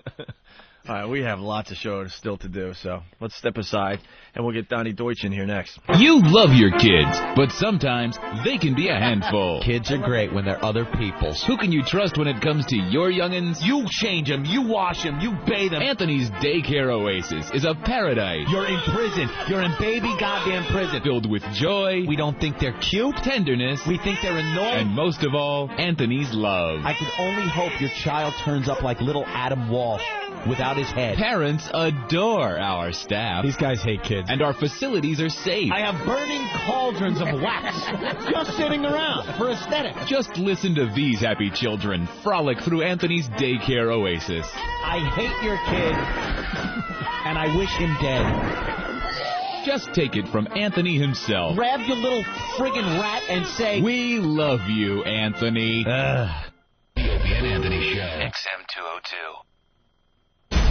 The virus is out. I repeat, the virus is out. Opie and Anthony. The virus is spreading.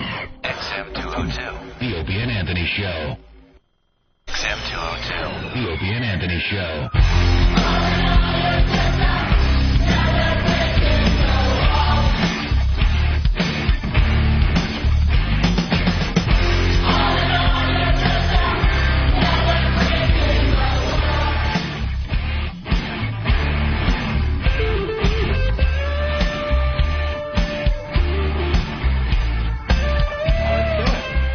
All right, we're back with the Opie and Anthony program. It's the O&A virus spreading across America.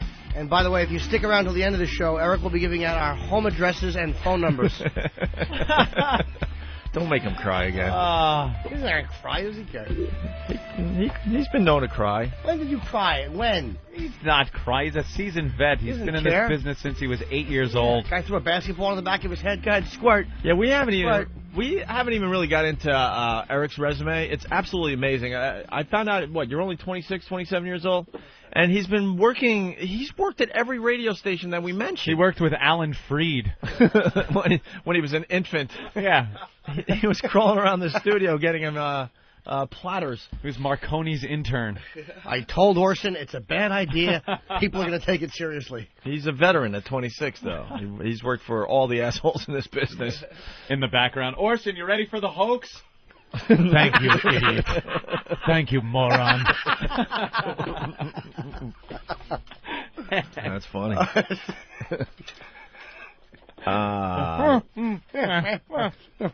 Rebecca. Crispy crumb crowing. Goddamn Pat. I wish he was here right now. Gotta love him. Rebecca, could you hold on for a few more minutes? Yeah. All right, cool. Yeah, don't go anywhere, Rebecca. She sounds very cute, too. Her name's Rebecca. She's from North Carolina, and she wants to play GWIMP. Gwimp. She wants to play Gwimp today.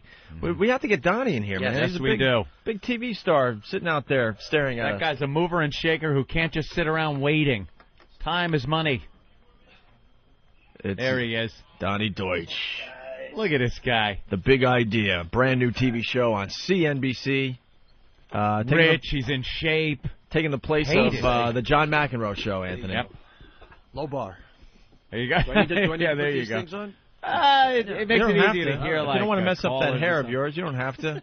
As long as you can hear us. Perfect hair and everything. Well, you guys got a great gig right in the city here. I got to do my show out in Jersey. Yeah, I don't get that. The CNBC compound is in the middle, like nowhere in Jersey. Probably the rent is lower.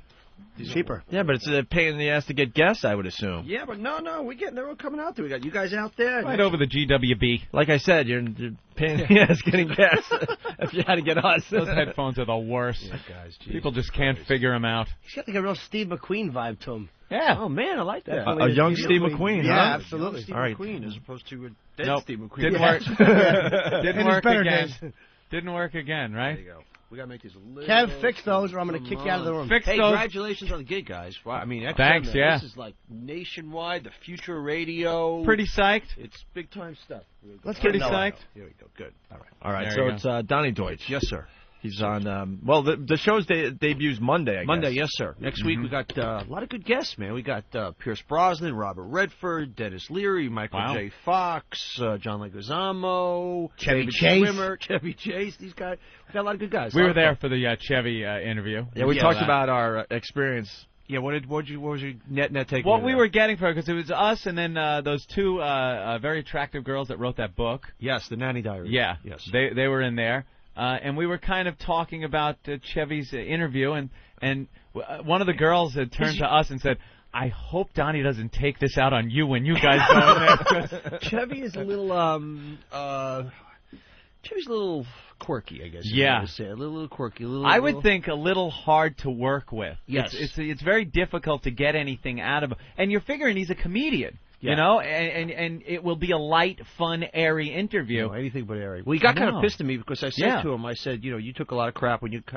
What words can I can't and can't say? You could say whatever you want. Anything flies here. Okay, there you go. So you took a lot of crap from Leave It Side Night Live after a year.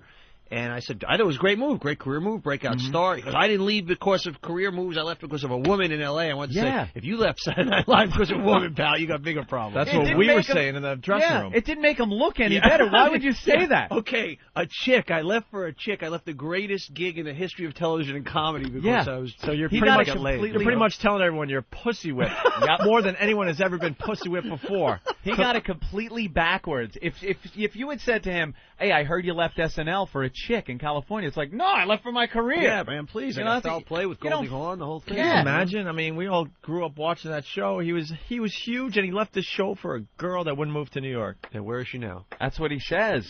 I don't know what the girl's with Bill Murray now. There you go. I don't know what to buy from him, what to believe or anything. Because then he said, you asked him about what he's been doing lately, and, you said something like, quite frankly, you haven't been in the forefront. It wasn't an insult or a dig, but it was the fact that he really hasn't done anything. And he goes, I've been retired for 9 years. Like, I retired. And I was thinking, I was waiting for one of his dry jokes about it, but he was dead serious that he said he was retired. Yeah, well, I met that guy. I did that celebrity poker show. Right. And he was there, and literally... He didn't know how to play cards. I mean, it was literally like taking a guy off the street who had not even Texas Hold'em, anything poker, and it was interesting. I saw that episode, and he kind of was doing well, wasn't he? Well, he got blown out pretty early, but I shouldn't brag because I was Doogie Howser's bitch on that show. I mean, can you imagine losing to Doogie Howser? Doogie Howser's now cool, though. Doogie wasn't doing too bad, though. I know. Doogie won. Yeah. He won. He took me out, man. Yeah. I mean, I wouldn't mind losing to, Pierce Brosnan or some cool dude or something, lose to Doogie Howser, man. It'd be like losing a rerun or somebody. You know what I mean? You got to go watch Harry and Kumar because Doogie is now cool. Oh, he's cool. So Doogie they brought him back. Yeah, he played himself in the movie where he's like doing coke off strippers' butts and stuff. I mean, that movie should have done better. Why didn't that movie? That was a funny movie. I haven't seen it yet. Nothing at the box office. I know. It had some moments. Yeah. It had some moments. That's about it. What do you think of Chevy's pink sweater? I thought the pink sweater with the black zip-up turtleneck motif underneath was a rather interesting fashion faux pas, a glamour don't. We were saying the other day because one of your producers had a problem with. Was that what you were wearing? No. Oh, okay. I was wearing a gray shirt, and it was light gray. It wasn't dark gray. Right. I knew it would show up on black. It wasn't a problem, and it ended up not being a problem, as you guys look could good. assume. But I was thinking it would be funny if I could get Chevy's pink sweater if it would have aired on the same day. And just walk out. And Chevy comes out, and then our segment, and I'm wearing the same pink sweater as Chevy. Did you guys end up in the green room together at all, or they separated? No, they separated. That would it was Chevy and everyone else. Yeah. Now, honestly, if you guys were in there with him, all right, what would you guys have gone at him with? I don't know. We were in the hair and makeup room with him, and he walked in with blinders on. I mean, didn't say, how you doing, nothing. I mean, and I didn't want to say anything to him because the guy comes off as being very bitter for some reason. And you're doing them Affleck Duck commercials now. That'll that might. Do it for you, and you were in National Lampoon's. Vacation. I have an important question though. Who was the tranny that they said was there? They said there was a hot tranny. Yeah. She's got a show in Chelsea. Is it she? He. I got confused with that because I'm looking at it. It was really weird. She came out. She came out, and she was hot.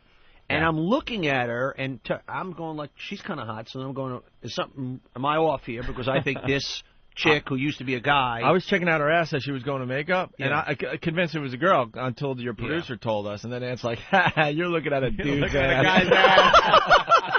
Well, I said to her, I said, do you ever, like, make dudes out where you'll pick up a guy and he does you, and then all of a sudden you say, you know, guess what? Hey, I'm a Teamster. You know what I mean?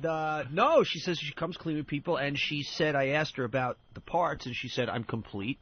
So I'm assuming that, you know, the wiener went away. And, complete woman? Oh, she's post-op. Yeah. Oh, yeah. She's got the whole thing. She's got a. Oh, you okay. know, She's got the Johnson's gone and the wow is there, and which kind of interesting. And I kept saying, this is the great part. I said to her, tell me, okay, you're in the schoolyard, 5 years old. Is there anything different going on in your head? She goes, no, I'm just like everybody else. I said, come on. What's somewhere along the line? All of a sudden, you know, you want to take your genitals out. Yeah. It's not like you're playing dodgeball with everybody else. Something's going amiss here. Something. But she was sweet. She was nice. I mean, it was like. But that's man. Where's the line? Where is the place where you're like, all right, I got to get rid of this thing? That's out there. This is just annoying me. Where do you go from being gay to all of a sudden your boyfriend's robbing a bank in Brooklyn to pay for your sex change operation?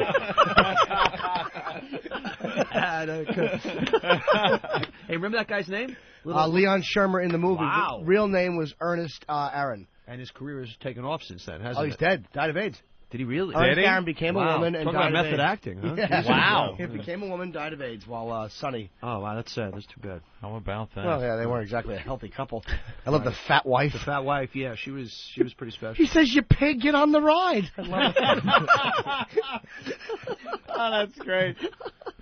So the big idea, what is it about? It was kind of weird to be there because we were there only recently for the John McEnroe show. Right. And It was completely different. You walk in, there's a live audience. It's Whole John different McEnroe hitting tennis balls into Steve-O's ass. It was like deja vu because we're in the same dressing room, same makeup lady. All those people are still there. Right. And then we go into the studio area, and obviously you guys hosed it down and said, get rid of all this crap, and we're going to do a whole different thing. Yeah, I mean, my show had been a weekly show every night, Sunday nights, and it's just kind of like a cool, you know, if you look at all the long-form talk shows on TV, you got Larry King, you got Charlie Rose. So we're just trying to do like a kind of younger, hipper version of that. Just one-on-one talk, just like you guys came on, and you weren't doing your bits. You were just talking about your life and about, you know, and all the stuff you went through and the stuff with Stern. And I think people like that stuff. And there's no forum on TV for, to me, the young people today, whether they're actors, artists, athletes, whatnot, to come on and talk just as guys or women and whatnot, and not come on and just pitch their next movie. It was kind of refreshing because I was surprised all of a sudden you said, yeah, I like watching porn. Yeah.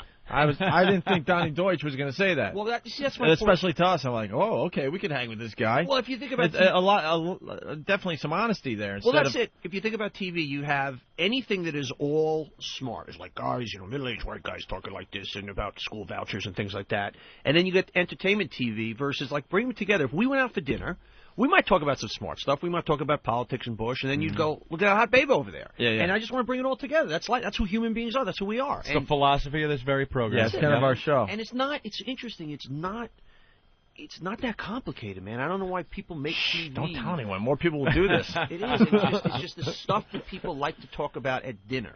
Yeah. It's just the stuff. Because we've been on Bill O'Reilly, and, you know. He's a thug, man. As soon as that story came out with the dildos and the producer, we're like, we've had this guy, you know, figured out a long time ago. But, you know, there's no honesty in that program whatsoever. Yeah, he's a thug. We're going to do a segment on my show called O'Reilly Sucks every night, and it's just so... but, you know, the thing I don't like about that guy, I don't care about your politics, you know, whatever way you go, man, and he's obviously not a stupid guy.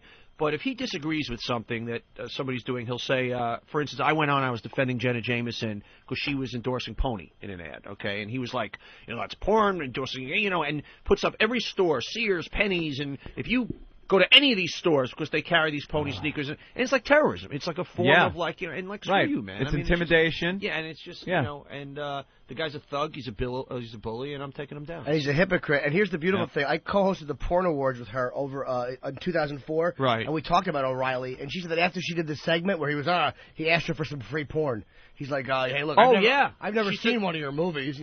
Jenna said the same thing to me. He harassed her, like I want 8 copies and this and that, and you know, the whole phone thing, and you know, I mean, that's one of the pitfalls of being that type of host on that type of show is, you know, if all of a sudden we're caught watching porn, people just it's Opie and Anthony watching porn. Yeah. If we're making, you know, sexual phone calls to employees and saying how we want to loofah them in the shower. Right. People go, it's O&A, Sex in the Church guys, screw it. But if you put yourself up on that pedestal, you really got to watch. You got to watch it. What you're funny, doing. You talk about Open and Anthony watching porn. I had the CEO of Vivid Entertainment on my show once. It was the biggest porn production company. And he said, there were 800 million porn videos sold last year. It's not 800 guys buying $1 million each. All right? I mean, there's a lot of people obviously watching porn. And, it's part of life, man. It is what it is. People don't like to see that, though. They like to think we're these, superhuman beings that don't need that anymore, and if they don't agree with it, they want it taken away from everybody. Yeah, Guys, I'm surprised you guys weren't invited to the inauguration. Yeah, I'm really shocked you guys weren't part of that. Last night there was that black tie and boots ball. Black tie and boots. Yeah, that was it. Did you guys happen to see the picture a couple of weeks ago in the Post? Only black things at that are the ties.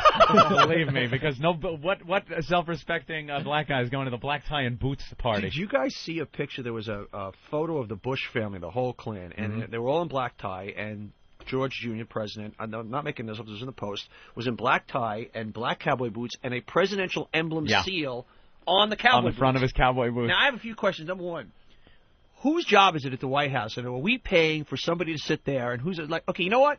You're the one who's in charge of putting the seal on Bush's boots, okay? I mean, it's just like, where does that come from? The presidential seal, big gaudy on the boots, man. Isn't that awful? Oh, Jesus. We were talking about his daughters this morning. Yeah. His daughter's very attractive. Oh, they're great. That's to me the thing, and I'm a Democrat, and the thing that I saw about the Bushes, when I saw those daughters for the first time, that gave me hope that because they're normal girls. They seem like normal girls, and you go, okay, well, maybe they're normal parents. And they like going out having a little drink or two. You say, because I always judge people by how they raise their kids, and they look like the kind of girls anybody would have, and not perfect, but cute and normal and everything. And I actually gave me hope about Mr. Bush. And that went away. Yeah. The daughters are great, though. I always had a picture in the paper this morning, and one of them looks just like the mother, and one looks like the father. One looks like George. And you got to know they're dating. They're of age where they probably, I don't know their lives, but sexually active. It's just got to be odd for the guy that's with the one that looks like George W. I mean, you're feeling the pleasure of a sexual encounter, and you're looking at the president's face. It just kind of, and I know some Democrats would probably want to flip her over at that point. Give her the old get back at. The old get back at. That's good. Oh, man. It's just visually, it was a little odd for me. Switching subjects, I'd like to offer up my services to you guys as, a marketing guy. I don't know what the Opie and Anthony marketing strategy is, if I can help out with any ads. Well, now, your background is huge. His background is huge. Okay. On a Madison Avenue. Yeah. I built an ad agency. We got a great firm called Deutsch. We've done, great commercials for clients, great corporate clients, and so I'm here with my services available. If you guys, in terms of strategic positioning or ad campaigns, one came to mind for me with Opie and Anthony. Chicks dig 'em, guys want to be 'em. I mean, that's kind of a... Oh, hey, I like that. Look at that. I like that slogan. That's more work than XM's done in a year. Well, Jimmy will explain the marketing that has been done for the Opie and Anthony I don't know if we far. actually need help, because there's actually a campaign going on. If you drive through Philly and you make a left on South Street and you look at the stop sign, there's actually a WOW sticker. So, I mean, things are moving along well. And if you call and you request the show, they won't deny that it's on XM. So we're really... Under the radar guerrilla marketing. Not even any guerrilla marketing. We suggested that. All kidding aside, we are so frustrated. I mean, there's been little to none as far as the marketing goes. And, we're getting invited to go on some of these big shows, and they're just assuming that's going to, put the show over the top. See, I would think, honestly, if I'm in charge of XM, this obviously what Sirius has done brilliant with Stern, they're using him to say, wow. There you go. You guys are a franchise. And it's a statement. Forget about, obviously, they're going to get your listeners, to buy XM, but it's a statement, because obviously satellite radio is the future radio. It's what cable TV was 20 years ago or 30 years ago. So strategically, I would use you guys, the same way if you're selling Chevrolet, you use the Corvette to sell it. It's the badge. So you guys are the badge of the brand, because you guys are the most well-known thing they have, and obviously have a tremendous following. So I'm surprised they wouldn't use you guys more. Yeah, they're just kind of hiding us. I mean, we're still on a premium channel, which is at this... it's a joke at this point. It really is. I mean, we've proven ourselves that we don't have horns, Yeah. We had this reputation after the Sex for Sam thing, so I understand why the company and the car dealers, were a little nervous to have us on their platform, but we've proven ourselves in the first 3 or 4 months that we're not going to do anything that insane. Yeah, but even from the car dealer's point of view, even if you guys, whatever you guys are going to do, it's not like the car dealer is endorsing you guys. He's selling Right. a Mitsubishi or a Pontiac or something. You happen to be one channel on this, so I think that the world's going to find itself. You know, what I've always found, and I've done a lot of talking about the whole FCC thing and indecency thing, and in the end, the people vote. And, you know, for instance, the product that you guys sell, people want, and it's going to find its way. And that's the way that line tends to get adjusted. So we're going through a little bit of a backlash time now, and it always has its way of, I feel, finding the middle because the dollars rule. And, for instance, if you guys have the following that you have, that voice will eventually come out, and that kind of is that's the real arbiter at the end of the day. What type of marketing would you do for this show? Like, if you would you do billboards? Like, what would be the best way to TV present spot, this show what would work? to the general population? Interesting with you guys. I mean, obviously TV is still the most powerful medium, but with you guys, because your audience is obviously very young, and for the first time last year, they've done surveys that young people are spending more time on the net than TV. It's the first time ever. So I would just do a lot of really crazy stuff on the net. You know, a lot of blog type stuff, real underground stuff, and make it a movement, and almost create a movement, and the whole campaign would be about people are trying to keep Opie and Anthony away from you.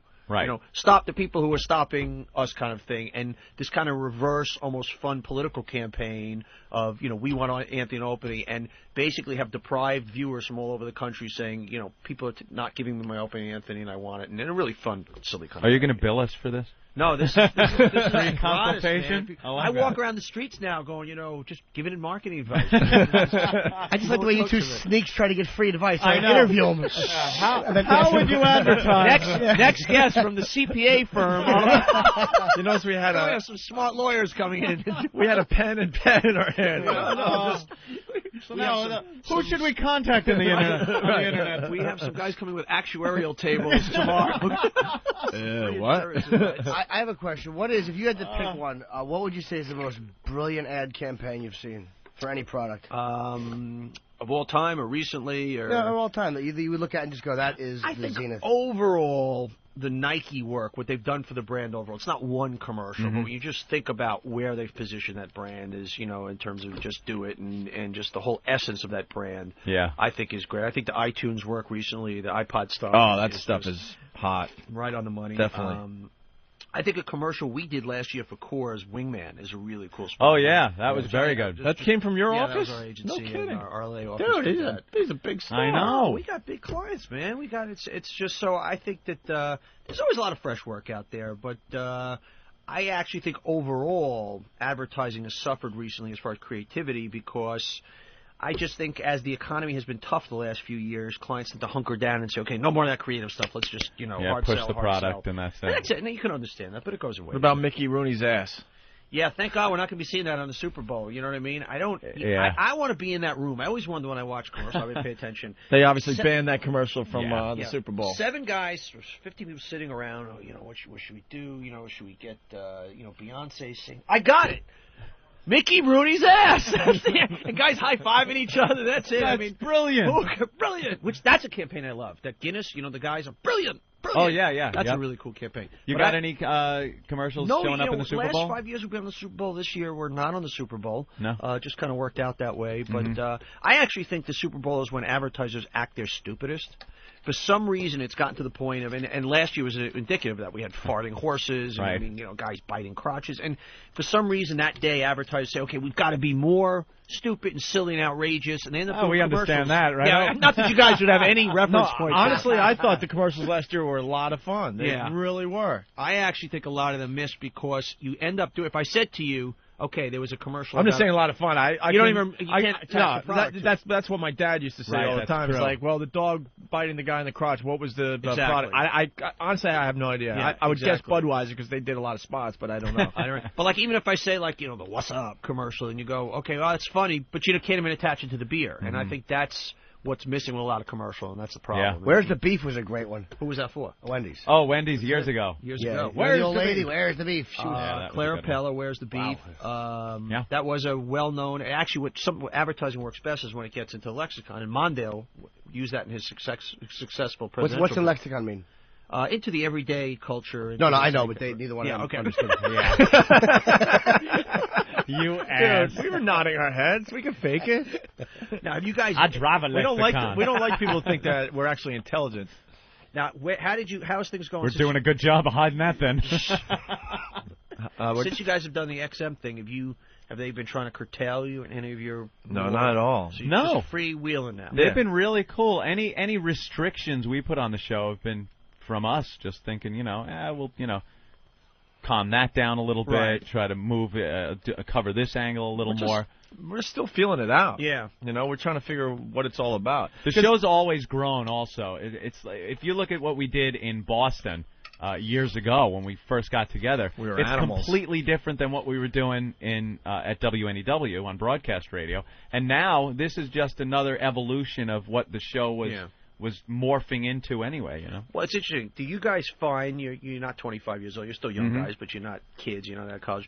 I find that as an ad guy, as a creative guy over the years, the work that I've been involved in mirrors kind of where I am in life. That I'm, like it or not, I'm just less crazy now than when I was 26 years old, and the work reflects that.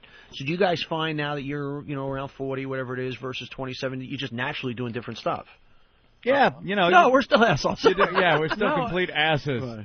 No, you do wind up doing different stuff. I don't know if it's so much more, calming down or anything. It's just, I'm not up till all hours drinking at 4 in the morning, but I think that's more because I have to get up early than me calming down. So, yeah, you do notice your sensibilities kind of change a little bit, and what you find. Not even so much what I still find the most immature things funny.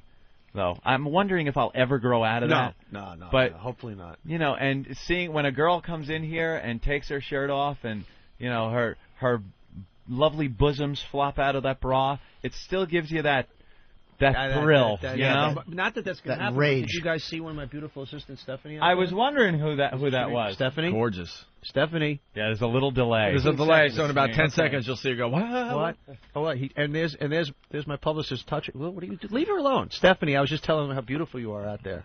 She's waving, see? Now she's waving. Wow. There's Adam also. Everybody's here. She has a Heather Locklear look to her. She's cute, isn't she? She's very, very good for what she does. She's single? Does she have a gentleman single friend? No. Guys out there, she's single. No, guys in here. I'm she's single. I'm lonely. He's got eyes, Don. Donnie's got eyes, Jimmy. We should get it. Turn around. She waved to her. She's. Oh, I thought you want her to turn around. She's like a 10. Yeah, she's adorable. Hey, she's adorable. Should we call her? Can we call her in? Or we're not allowed to do that. Yeah, you can bring her in. Steph, come on in. Hey, knock on the window there, Jimmy. Come on in. Oh my God! Come on in. That face of horror she just put on. Into the lies. Oh, she was not happy. Come on in. These guys, I can't help it. They were looking out there, and they said, "Who's that beautiful girl? Come sit, share the seat." There you go. Share the seat. How you doing? What's going on here? Hey, how are you? You're Donnie's assistant? Yes. Glorified position. Now, is that, I don't know what your background is as far as relationships go, but Donnie, purely business. She's got a few assistants that help her on the show, everything, and she's one. You're gonna have to share that mic. I don't think I could hear you very well. Yeah, get closer to her, Donnie. Yeah. There you go. you want to. She's terrific. She's actually a former runner-up Miss Arkansas. Wow. He hasn't made any phone calls offering to loofah you in the shower or no, nothing like O'Reilly. Not yet. Thank goodness. Wow, yeah, very, very attractive. You have a Heather Locklear quality to you. Oh, have you ever heard you. that? You're beautiful. Absolutely. No, really? Wow. It's more of a Ruth Buzzy thing. Ruth Buzzy. Wow. All you Ruth Buzzy fans out there. I met her on a plane and got an autograph. That's probably for the best. Wait, her face or her voice? I'm kidding. Of course he's kidding, Opie. Well, I wasn't sure. Whatever. Okay. What's a day like with Donnie? A little difficult? It's crazy. We're at the ad agency, and then we're at CNBC, and, Donnie has a book coming out, so I'm kind of a jack of all trades. I do whatever he needs me to do. Yeah. To an extent. To an extent, of course. But it's kind of odd that you would get a guy that's in one business, like the whole Madison Avenue thing, and then also television. It's like two completely different animals, and you got to hold this whole thing together? Yeah, I've got to keep him organized. Got to keep that calendar together, keep him on time, keep him, as organized as he can be because he's a busy man. He has a lot going on. He certainly does. I've never heard her say such nice things about me. Really? She's talking like she literally abuses me during the day. It's really. He warrants it though, right? You can tell. She just found his bank statement. You have a very lovely smile. Yeah. Thank Thank you. He's talking to Donnie. I never look at Jimmy got so reserved. He just Jimmy. Oh, he gets all shy. She's a nice girl. Well, Jimmy gets awkward around really pretty girls. Jimmy's got this thing going. He doesn't have much hair on his body, and he gets self-conscious about it. No, chicks like that. No, look. There's no hair. It's just a couple of wispy hairs. Chicks dig that. Feel how wispy the hair is. Jimmy, would you let her just touch your arm?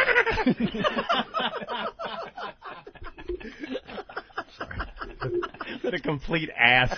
That's interesting. That's a hair. I haven't seen too many hair. It is very hairless. I should be walking out of a spaceship with my body. I'm a disgrace. What is Private Pile doing in here with a camera? Oof. What? You really are getting a Private Pile from Full Metal Jacket look to you. You're an odd guy. That's Martini Steve. He works for us, and he's absolutely insane at this point. I actually had the guy Vincent D'Onofrio on my show who was the single worst interview I have had. Really? Talking to Mike, they're going nuts. He would never. I had the guy who played that character, Vincent D'Onofrio, on my show. Great actor, bad interview though. Really difficult, or just head down kind of thing. Can't get anything out of him. Yeah, nothing. How were we? Were we? You guys were great. Kind of average. What? You guys were below. It was a great interview. And wow, look at that. The CNBC guys were worried. The lawyers didn't want to have you on because you guys just we're gonna have to beep everything and blah blah blah. Isn't that weird? That whole we thing have the worst reputation. But they afterwards go, wow, that was great, man. And they were like, they were just great. I mean, it was really. My family doesn't even get it. They put me on 7-second delay at Thanksgiving. They think I'm just gonna, hey Grandma, where's that effing turkey? But here's the thing. Here's what's not surprising. Yeah, you guys do bits. You're human beings outside of here where you can have discussions about life and women. Wow. You actually understand that. That's the first time I've ever heard that. You don't walk on the street farting and cursing. I mean, this is not tough to figure out, you know? So when is our interview airing? Sometime next couple of weeks. They kind of slot stuff in. We'll let give you guys a heads up. Will you let us know? Yeah, I'll send you a tape, too. So Thank you. All right. Donnie, I have an advertising question for you. Like, our friend Steve here wants to get into the business. What would he be good at advertising besides apartments in Chelsea? What would he be good at in the business? Yeah, because he's got his own vibe, his own look. Looks like a mailroom kind of guy, you know. Ooh. A mailroom? Well, you know, that's M-A-L-E room. Dude, when is that hair going to grow in? I just decided that. I decided that it's just horrific. Now, can you be straight with that hair? What? Oh, there you go. Yeah, what do you think is going on, Donnie? He had to come in and dye his hair blonde like that. Yep. Well, the young kids today who like the rock and roll, I hear they do that a lot. So I don't know. That's not necessarily, you know, that's kind of like a wacky, crazy, you know, let's pile in a phone booth kind of thing. Yeah, it was an impulsive move, and I've been regretting it ever since the 5 seconds after I took the bag with the solution off my head. Yeah, so I'm waiting for it to Our grow Bud in. Dwyer made a better impulsive move. Our office is in Chelsea. And you'd be very popular walking down the street with that haircut. And you're not regretting it because you would have just shaved it all off. I'm waiting for the little specks of brown to grow back in, just so I can. He's holding the dye out. Now get back. Someone's going to get hurt. Don't dye your hair, Bud. Don't dye your hair. Don't feel bad. A lot of people think Donnie's gay. A lot of people. They actually just assume that he is. They're like, oh, you're... Well, I get some... Here's the thing. This is amazing. Because he's a good-looking guy and he's in shape. Exactly it. That's what happens. The baby teeth. If you're in shape, people automatically... And you dress not like a complete idiot, people assume that. I kind of crack up at it. I kind of like it. That means I'm a good-looking guy. Right? There you go. That's it. Believe me, a lot of guys feel bad when gay guys don't come on to them. Well, I don't want them to coming on to me. I do. You know, I don't want to be on everybody's dance card. It's not that kind of thing, you know. If you're not biting a pillow by midnight, you're feeling a little bad about yourself. That's what I've noticed. Very good, Steve. What do you... Isn't that funny? The highlighter is the same color as his head. It's like he highlighted his whole head. You can just talk about this, guys. Right.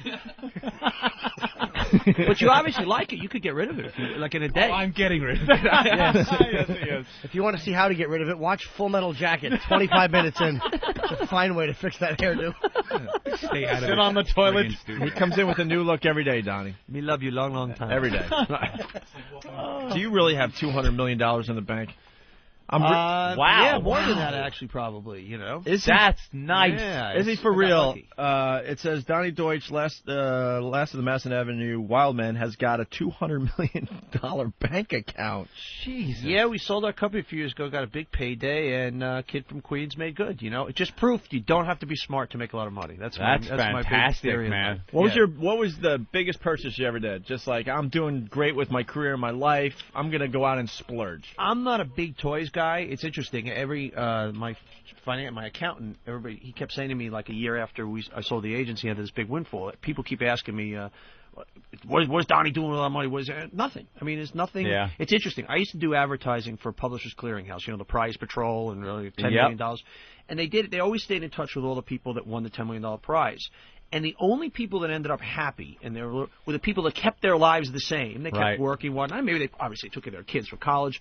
The people that all screwed up their lives were the people who said, okay, I'm not working anymore and this and that. I'm going to do this and that. And so nothing's changed. I mean, it's there's one luxury I find about having a lot of money. It's that you don't worry about money anymore, which is a big one. Because in life, there's family and there's love and there's health and money. And that's what you worry about. So you take one hot off chicks. But you take it off the table. Other than that, do you ever get shot down by a girl? I would just carry a copy of my bank statement, and if a girl just said no, I'd go, ha ha, stupid, and walk away from her. Well, I do get from time to time, like girls that I dated in my early 20s and stuff like that, they'll go like, Jesus, I was such an idiot in terms of whatnot. But, yeah, money does. It's interesting. I have this discussion. I'm happily married. I have a beautiful wife. Oh, you're married? Yeah, beautiful wife. Beautiful assistant, it's kind of a theme here. And I often say to her, not that she's not in love with me, but if I met her, maybe I was a school teacher, she might not have fallen in love with me. It's part of who you are, is your success and your power and stature. It does become who you are, part of who you are. You don't want somebody who's with you just because of that. Mm-hmm. But no, would she be in love with me? Probably not. That doesn't mean she's not in love with me and she didn't fall in love with me for other reasons. Oh, that's how Jim thinks. So, I'm a stand-up comic for one reason.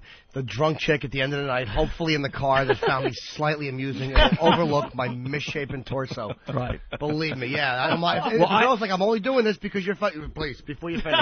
Thank you. I have a theory with everything, and I talked to Trump about this. That I have a book coming out, actually, and one of the chapters is it's all about women. That everything we do in life, guys, is at the end of the day to get women. Wow. Everything we do is to make us more attractive. And like, what's the point of... You nailed it, and it's not about money or a good career. I mean, even the guy that's working in a garage, I mean, it's the same freaking thing. At the end of the day... It's about how do you get the chicks, man. Yeah. Very Freudian, actually. Freud, it's about the whole... I really believe that. Yeah. Everything we do is done so somehow we are more attractive to the same sex, opposite sex, whatever your persuasion. I think it's very primal and very raw. That's all animals. We're all animals. That's it, man. Yeah. I think caveman wanted the shiniest stick that could beat up the other caveman so he could get the hot cave woman. Mm-hmm. Maybe the whitest hair on your head. Yeah, exactly. The yellowest, highlighted like color hair on your head. Sure, maybe that gets the women. Maybe you live by the airport, and if there's a power outage, you want planes to be able to land, so you can stand there with that awful blonde thing on your skull. Poor Steve, man. He's the worst. He is probably dying it in the studio right now. Oh, did you see our intern out there? Yeah, I love. This is the world upside down. You got all you guys dressed t-shirts, jeans, and you got the intern in the goddamn suit, man. The intern, he's pretty new. Okay. Guy Noah. New kid here. Go get Noah. And he is a go-getter. This kid's coming in as an intern on this show in this suit. Look at him. He looks like he's working at a law firm. Look how Noah, what was the thinking when you got up in the morning and you said, okay, I'm going to put on this nice, whatever. It's a really nice suit, right, It is Donnie? a nice suit. Anthony and I wouldn't know. By the way, he's got that little Gucci belt thing working there. Yep. Look at that. A Gucci belt. Gucci belt. He definitely comes from some cash. Noah, what's the thought on the suit? Because I package people, marketing, and everything like that. So what was the thing? Because you're branding yourself, obviously. Yeah. So what statement were you trying to make? I guess I'm trying to make good impression. But I would argue if I was managing your career, I'd say, okay, you want to fit in. Basic thing, for instance, if I go to work, I'm going to work give a bad example. I go to work in a gas station, and I want to fit in. I'm probably putting on some overalls and grease. I'm not showing up in a Gucci belt. So I could use the same logic here that you want to fit in, so why you dress like that? I like to stand out. Good answer. Oh, so he's making it's not only, look, I'm a professional, and I'm willing to dress the part, but I want the attention focused on me a little more. Exactly. Show him the shoes, Noah. Okay. Let's get the Brunos. Bruno Mali's shoes. Yeah, he's working it. He's an intern. He's definitely working. I'm assuming the intern pay scales are not huge here, so there's probably some other income streams coming in. What does your dad do? My dad, he runs a truck dealership in Philadelphia. Dealership. He's got a lot of money. Yeah, owns it. Okay. Oh, he owns it. Holy so is there crap. There's not like a crooked nose thing there, is it? That's what. No, a nice Jewish boy. No, obviously. Hey, Donnie, do you read body language? Yeah. Here's another one of our interns. Here's the other end of the spectrum. Here's the other end of the spectrum. With his arms folded, he's in his Metallica shirt and winter hat. that has the Metallica logo. What is he trying to say? He's in a three-piece suit. I haven't shaved in a week. Right. Yeah. Now, if these two guys go out and they're looking for chicks, he's getting laid. Yeah, that's obvious. Depends on where they go. If they go to a bar on Wall Street, Noah's picking up. He's getting booted. You ain't getting no in. offense, Danny. I mean, you got great cheeks, but he's much better dressed. I never say I dress like this every day. So wait, you showed up in a a velvet coat the first time? A velvet blazer. Guys, we have an in-house focus group here. Why don't we ask Princess Stephanie? Two guys. Because you're there similar you go. age. You guys are late 20s or something. Mid. Give or take 21. So you're in a bar. Let's say it's an open bar where all types come in. And these two guys... Like the Mos Eisley Space Base bar. These two guys kind of come up to you, and they're both good-looking young dudes and whatnot. And he's got kind of the biker, the Colin Farrell knit hat pulled down. And here we got the Gucci belt. Which way are you going? Girls always like the bad boys. So I think I would have to go, with my man here. Yes. In the Metallica shirt. Honestly, I don't think he'd be interested anyway if you went for him. Wow, some accusations being made. Jimmy around the studio. I think Danny definitely has a problem with don't judge a man by his Gucci belt now. That's right. Yeah, you can't judge a guy by his knee pads. Guy's a sharp No, they're jealous, man. They're jealous, man. That's what straight guys do when they can't compete with like a slick dude. Oh, That's he's gay. true. Any guys with he's gay. Don't take that. Let me see your hands. Put your hand. Look at his nails are nicely clipped. Well, I will say one thing, though. I was with a friend's daughter the other night. She's 18. We're out for dinner, and she was talking about her boyfriend, and the mother was making jokes that she thinks the boyfriend's maybe gay. And I said, well, why does your mom think that? She says, well, he waxes his eyebrows. I said, ding, ding, we have a winner. I mean, you're waxing your eyebrows, man. That's the telltale sign. I mean, not necessarily manicure, but that to me pretty much is that a lot of the guys picked up on that metrosexual thing where they feel now it's fine to do a lot of things that only gay guys did to look better as a heterosexual guy. Like Anthony doesn't shave his package. Anthony doesn't shave his package. No, what you do? Yeah, we went over this. I keep it clean down there. Yeah, that's a generational thing. Jesus. The young guys today, that grooming. Well, genital grooming. Do you trim it with I trim with scissors. I don't shave. I don't have to shave. A little trim. Yeah, there have been trims done, of course. Of course. There's been trims done, but you're not getting the razor out and going down to skin in any area. No. Anthony's also packing, but it doesn't look like it doesn't look like a 70s porno movie. You guys, Yeah. We had it happened in north of Massachusetts, north of Boston that one day. Boston somewhere. I didn't see that was our younger days. I didn't see it, and I didn't want to see it, but it was just a reaction that the girls gave when girls were walking out of Anthony a bar. was behind this van showing everybody. A bunch of girls walked out of a bar that was having a male strip show happen inside of it. We were doing a gig. Explain a little further. Okay, thank you. No, I was saying we were doing a gig at the bar next door. Well, it was like a mall of bars. It was a weird concept they had up there. It doesn't need a huge explanation if the parking lot size and everything else, so I'm just running through it pretty quickly. Okay. There was a bar we were doing a gig at, next door, bar, girls in it, watching guys dance. They all come out and they're all frothed up and, you know, there's no guys, they don't leave with them. So a bunch of these girls leave, go into the parking lot, we're in the parking lot, and with their inimitable Boston accents, the girls went, "Show us your cock." Well, we didn't know what they were saying. We thought they were saying car. Yeah, we thought it was car. What? And we're walking by. Yeah, mine's parked over there. Your cock. So we'd had a few, and we wanted to make a trade-off. Go, yeah, you show me yours, I'll show you mine. All of a sudden, we turned into 6-year-olds in the backyard, in the shed, playing doctor. Not turned into, they were.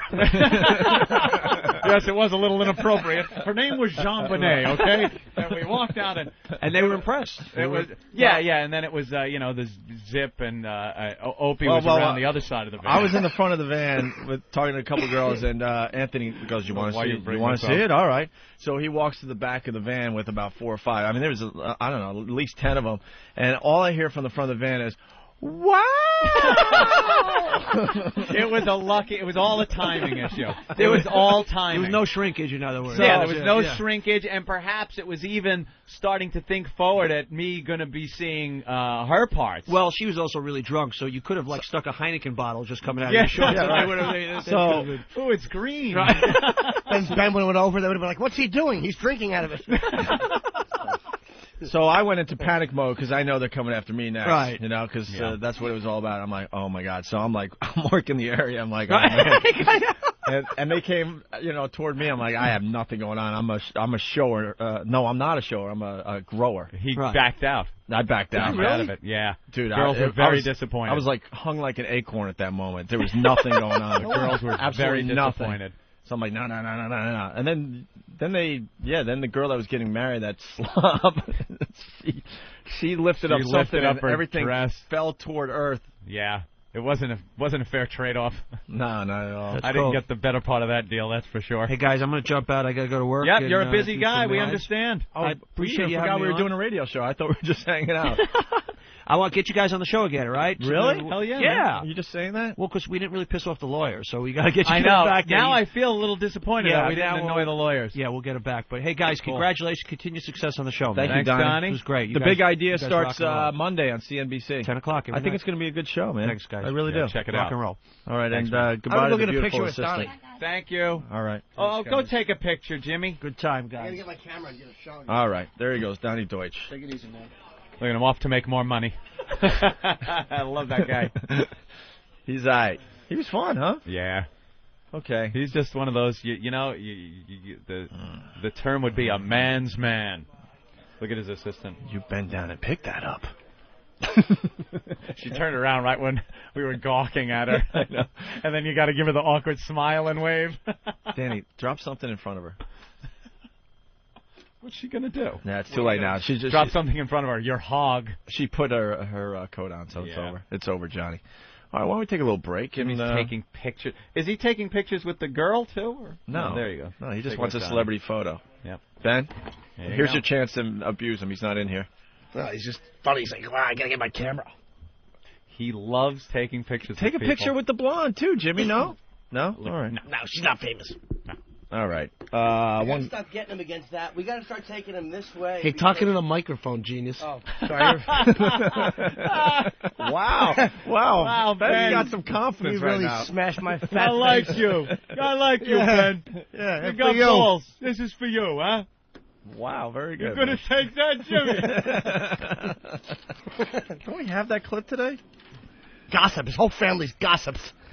I'm a helmet. I'm a helmet, not an anteater, by the way. People are asking. Very good. We gotta stop taking the pictures facing the window because they come out a little bit I lighter. said that a long time ago. I'm not disagreeing. Okay. Hence the shades. Rob? Did you hear the breathing? Oh, who, on John Merrick, the producer? I was sitting here. I just wanted everyone to be quiet for a second, and Ben is... Oh, that was you? That was Ben. Was I? Yeah. Yeah. You were breathing so loud. Oh, I thought that was the caller. Hello, my name Hey, is Rob. Ben Sparks. I'm very pleased to meet you. What's up, Rob? I'm not an animal. I'm a herky-jerky. Go ahead, Rob. What's up? Hey. You guys are great. Thanks. Thank you, sir. We're great unless we're taking phone calls. Glad to hear the show. Thanks, man. Anything It's, else? Opie. Yeah. Opes. Yeah. Gotta ask you a question, man. Go ahead. Did you, Opie? Yeah. My cell phone's terrible. I have to call you tomorrow. He's right here. He can hear you. Go, Rob. Go. Ask. I love your show, and I thought Donnie was going to be a bomb. Great guest, good call.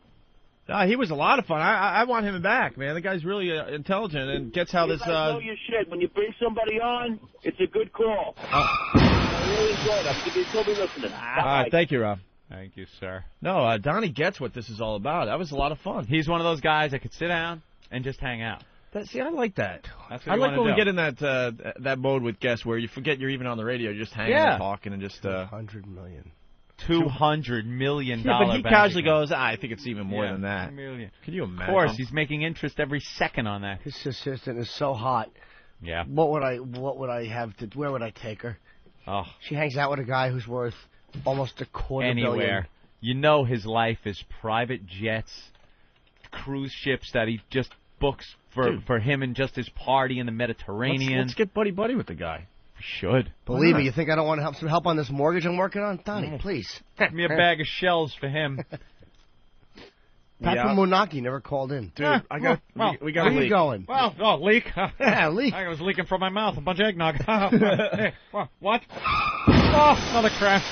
Are you referring to puke, Anthony? A little puke.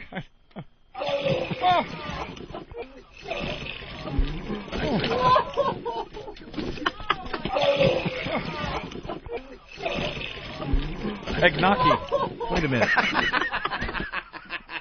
Before we go to break, where's our producer Ben Sparks? Where's the herky jerky man? Look for the bobbing yellow head. We should make him paint his head yellow just so he's like one of those little things. It's Ben. Yeah. Hurricane Ben. Love it. It's Ben. Ben, are we going to get tickets to the Super Bowl for one of our fine listeners? That's something we just have to do. All right. Because we have to bring back the chowder contest. Ah, chowder. I'm sure Pat will show up for that. Sure we need another puking contest for a trip to the Super Bowl. That should be a no-brainer for a big company like XM, no? Clam chowder, seafood. Seafood, eat food. Super Bowl of chowder. In the groove. Opie and Anthony. Do some push-ups, fatty. This is the best show ever. The Opie and Anthony Show. The virus is out. I repeat, the virus is out. Opie and Anthony. The virus is spreading. XM 202. The Opie and Anthony Show. Opie and Anthony. XM 202.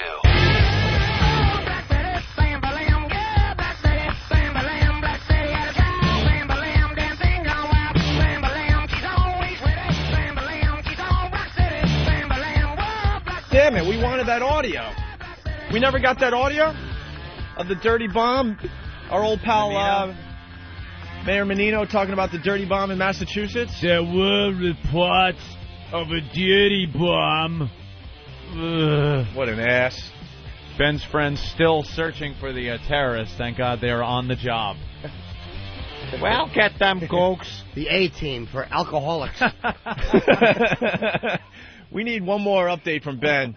I'm sure he's in constant contact with his Boston friends. Let's see if they're getting close to the Chinese terrorists and the dirty bomb. Oh, he's instant messaging people and herking and jerking. Clapping. Yeah. Let's go to Toronto today. Rick, what's up? Oh, Jimmy. Rick? Can you give it up and just go home? Did you have a Steve alarm go off in the house last night? You just couldn't cut the house grade today? What's the problem with Jimmy? Jimmy just had a killer line just now. Jimmy's been cracking me up all day.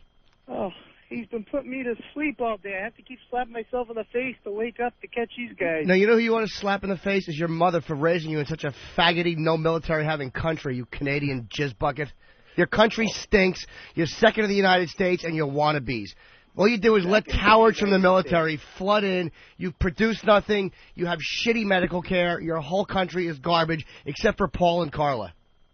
Except for Paul and Carla. I know you don't know who they are, stupid. Your dumb, faggoty Midwestern accent. About in house. Go home. About in house.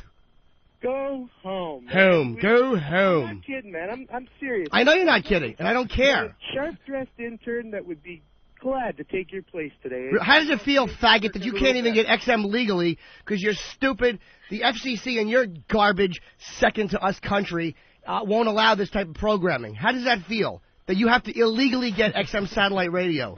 You jizz bucket in a second-rate nation? No, you gave us no help in the Iraq war. Your country is worthless. Well, you're worthless. You're a nation of cowards. I wouldn't have. Of course you wouldn't have. You're a nation of cowards. You want to ride the back of the United States and then not help us like men when we need you. Oh, please. That's good. What are you, a fat girl in 1988? Oh, please. Is that the best you can do to defend your country? Faggot bunch of cowards. Didn't help us when we needed, and you wanted part in the Reconstruction. Oh, we don't want nothing to do with the Reconstruction. Yes, you did, stupid. Halliburton's got it all tied up, buddy. Oh, really? Really? Halliburton? What do you know about Halliburton? Your faggoty prime minister was begging for help. They wanted to be involved with the Reconstruction, and we said no. Oh, please. You said no. Stop saying police again, fat chick in the 80s. Back straight, man. Stop saying police. Come back in tomorrow. Maybe you got something for a change. The only thing you have in Toronto is a big needle, which your mother should squat thrust over. That's what your whole city is known for. A bunch of bikes. Of course he hung up. Of course he hung up. Ugh.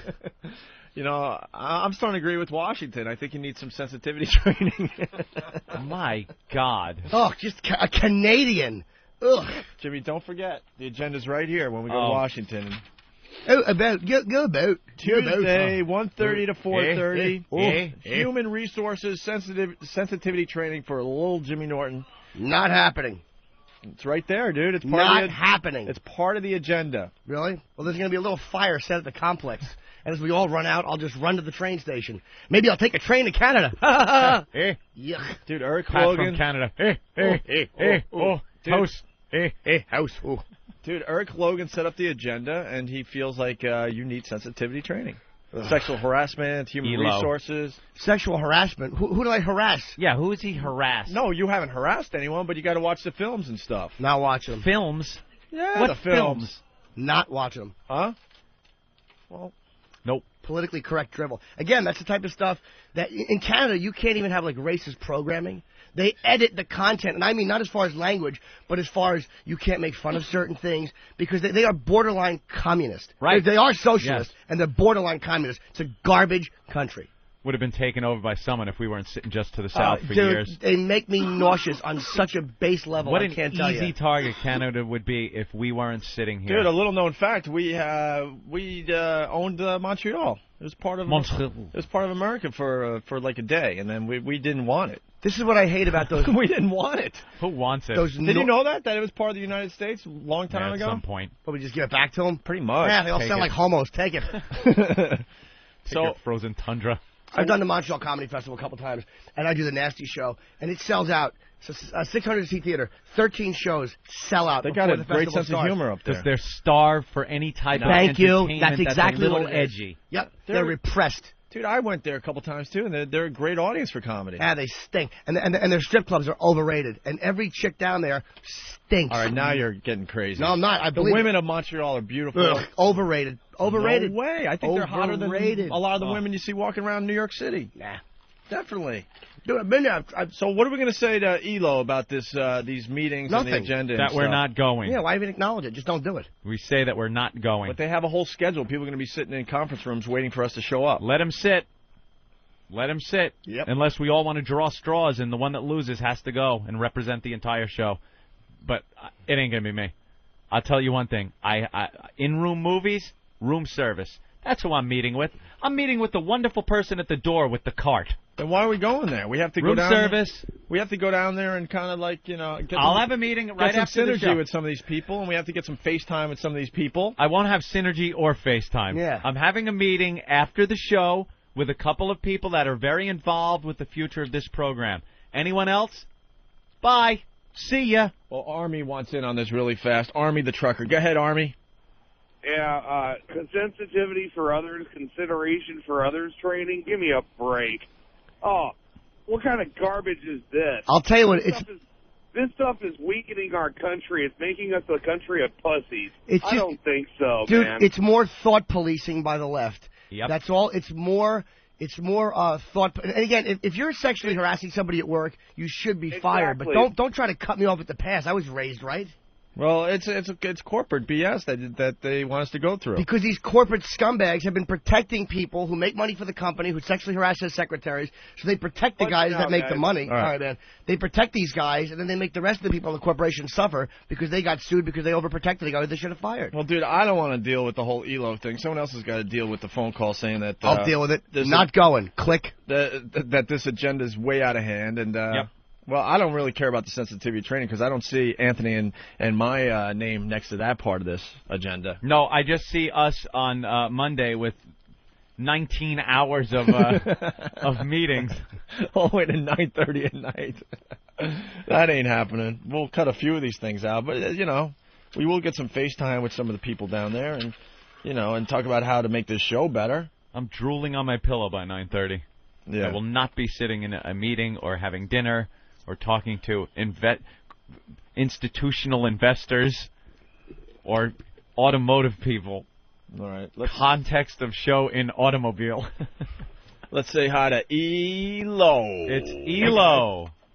Eric? How are you? Hi, Eric. How you doing, Mr. Eric? Logan, how are you? Jimmy? pleasure to speak with you. How are you? I'm good. How are you? I'm tired, actually. I'm very Hey, listen, I wanted to just let you know that I really appreciate all the help you're giving us. We actually are applying for our Canadian license as we speak with the Canadian government. So, are you really? Yes. Please, good. You'll get it. No, I think the last 15 minutes will go a long way in communicating our support for the Canadians and how we can be in business with them. Hence the sensitivity. I apologize. I wasn't being very sensitive. Yeah, I mean that's the 1:30 on Tuesday. So 1:30 on Tuesday, meeting with Canadians. Yes. Yeah, actually, I'm coming with a Maple Leafs jersey on. If you don't mind, I'm going to strike the HR sensitivity training. I'm just going to put Canadian sensitivity training. I have to apologize to the Prime Minister, but I have to do it through a hole in a buddy booth. That stupid country stinks. So, Eric, set fire to it. Eric, obviously Norton has a little problem meeting with Human Resources and talking about sexual harassment and sensitivity training. I mean, it's just really, honestly, just company policy. I mean, everybody has to go through it. I mean, you don't have to be involved. You could just sit there and watch the videos, and there's a little test at the end of it that you have to fill out. Test? That you saw it, and you have to it's kind of a quiz, and they have some questions on there that says things to the effect of, it's like, if somebody approached you in the hallway and said this. Scenarios. I can't tell you what the questions are, obviously, but I mean, it's, you get the point. You have to kind of test out of the class because for people who don't, they have to go back through it again because it's something that, corporate America makes us do. So. Well, here's how you know I'm doing the test. After the video of the sexual harassment, you guys can turn the lights on, and when you see a powerful tent in the front of my pants, you'll know I passed. Well, okay, and the answer to every question is throw her against the wall and take what's yours. Grid, but I'm sure we can work that out. So, can we cut down? And by the way, guys, I apologize on the agenda too. 5:30 I had checked in. You guys are getting here on Sunday, so that was a typo on my behalf. I apologize. Oh, good. Yeah, I was wondering about that. And also, how come, and I'm not trying to throw my friends in the barrel, but none of the other guys had to go through sensitivity training. Well, they did. They came down. I don't know where you were. I think you were on the road or something before the show started. I know we talked to Human Resources for a little while. I sat in hours of meetings when we were down there. Yeah. I don't even know what they were for. Yeah, Are you telling me I actually sat through that? Passed out completely in the meeting. Was that the one in the big conference room? That was the one in the big conference room, yes. Well, there's no way I'm sitting in a 3-hour meeting with a woman from human. I can't have. Who am I going to sexually harass? There's all guys up here. Well, Jimmy, I mean, look, it's slated for 3 hours. I mean, you just need to calm down. Is what you need to do. I'm very calm. No, you're not. What am I going to do? You're out of your mind. Am I going to look at the mule of the guy who runs the Broadway channel in the restroom? What am I going to do? Jimmy, I'm being sensitive. Jimmy, it's only 3 hours at the most. I mean, again. I will cut some of the stuff out. I may try to get you out of here by 4, and you can catch the 4:10, and you can be back in New York by 7:30. Can't happen. Well, what can happen though is she can come here. She's more than welcome to come here and follow me around while I do my spots and wait in the car for me, and then I can talk to her as I'm driving from the cellar to stand up New York. All right, well, you know what, Jimmy, we should talk offline, because, I mean, you and I really have to hammer this out. I mean, this is just, it's something that has to happen. I mean, everybody goes through this. Not happening. It's got to happen. Can't happen. Why not? Because I don't subscribe to it. I think it's more thought policing, and I think that the guilty should be fired immediately, and I'm guilty of nothing, and I don't sexually harass people. I'm a pig on the air, and I'm a pig off the air, but not in the office. I ignore everybody in the office. And what's the whole sensitivity training as far as Norton goes? Well, I mean, really what it is just to kind of understand because he curses probably personal boundaries are and what's considered over the line. And it's not as much about content on the show. It's just behavior in the corporate workplace. And since, we want to get you guys more integrated down here, as you know, Jimmy, and bring you down, we just need to make sure we're really clear about where the lines are. I mean, we've had people go through this, and we're launching the baseball channel, and we're putting our baseball athletes. Kevin Kennedy's going through this, and we all got to do it. Are they going to sit down for sensitivity training of so people know that they shouldn't shoot steroids and then be a hero to children? Maybe they could sit in the meeting with them. Me and Giambi could sit there and chit chat for a little while. And I'll tell you where the line is. It's right under my belt, and it's in the form of a zipper, and I'll take it out and show any gal who wants to see it. I mean, you're making my point, Jim. I mean, I understand your angst about this, but it's not even angst. I'm a gentleman off the air. I treat people respectfully, and I will not be put through any type of silly corporate training when I've done nothing to merit it except be a fine fellow. I just want to be able to tape this meeting and throw it on the air. There's no way I'm leaving after everybody else. It's an impossibility. I don't know. I mean, we can tape it, Opie. I mean, it's a great idea. I mean, it'd probably be a good thing for everybody to kind of understand. I mean, it's not as bad as you think it is. It really is not. It's horrendous on every level. I'm giving up 2 nights of stand-up to be down there to begin with, which I can't afford to, so I'm trying to make a tape for the Tonight Show. Right. I'm not going to give up 3 more hours, get on a train later, and then come home by myself like an ass. Yeah. Because I was talking to some lady who's got shorter hair than most ladies should in human resources.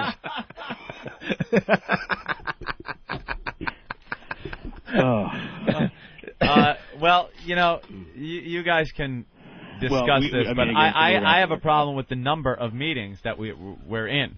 Well, I mean, listen, and also just understand something. I know I got a message from Ben about the Ram dinner that night, with the 15 people. Everybody who's coming, even though it says 30 people, it's broken out into markets. So we will have, that'll be done within 2 hours for sure. You do understand you're saying the word hours? Yeah, no, I know. 60 minutes. So it's like 120, possibly 140, 145 minutes, if you want to go by the minute. I just thought we'd just do hours. Maybe. Will you go to that, Jimmy? Yeah, dinner, of course I'll eat. And then maybe we could cover the sensitivity training. Maybe I could just stand naked and Gloria Allred could come in and point at my genitals and go, dirty, dirty, dirty. Could happen. Jimmy? Yes, sir. I love you, right? And it's very mutual. I mean, seriously, I love you. Yes, I'm very fond of you. Okay, and you know that there's no way in hell I'd make you sit through 3 hours sensitivity training. No, of course not, because I'll be on the train or I'll be in New York. I'll be in New York. Opie, you can tell him. He so got you. Oh. He so got you. Oh. I sat in my office yesterday, and because Jimmy was like, "What are we doing? What are we doing?" So I figured, what the hell? I'll make an agenda. We so got him. Oh my God. Do you know? And I'm going to be really honest with you. At first I'm like, this is a joke.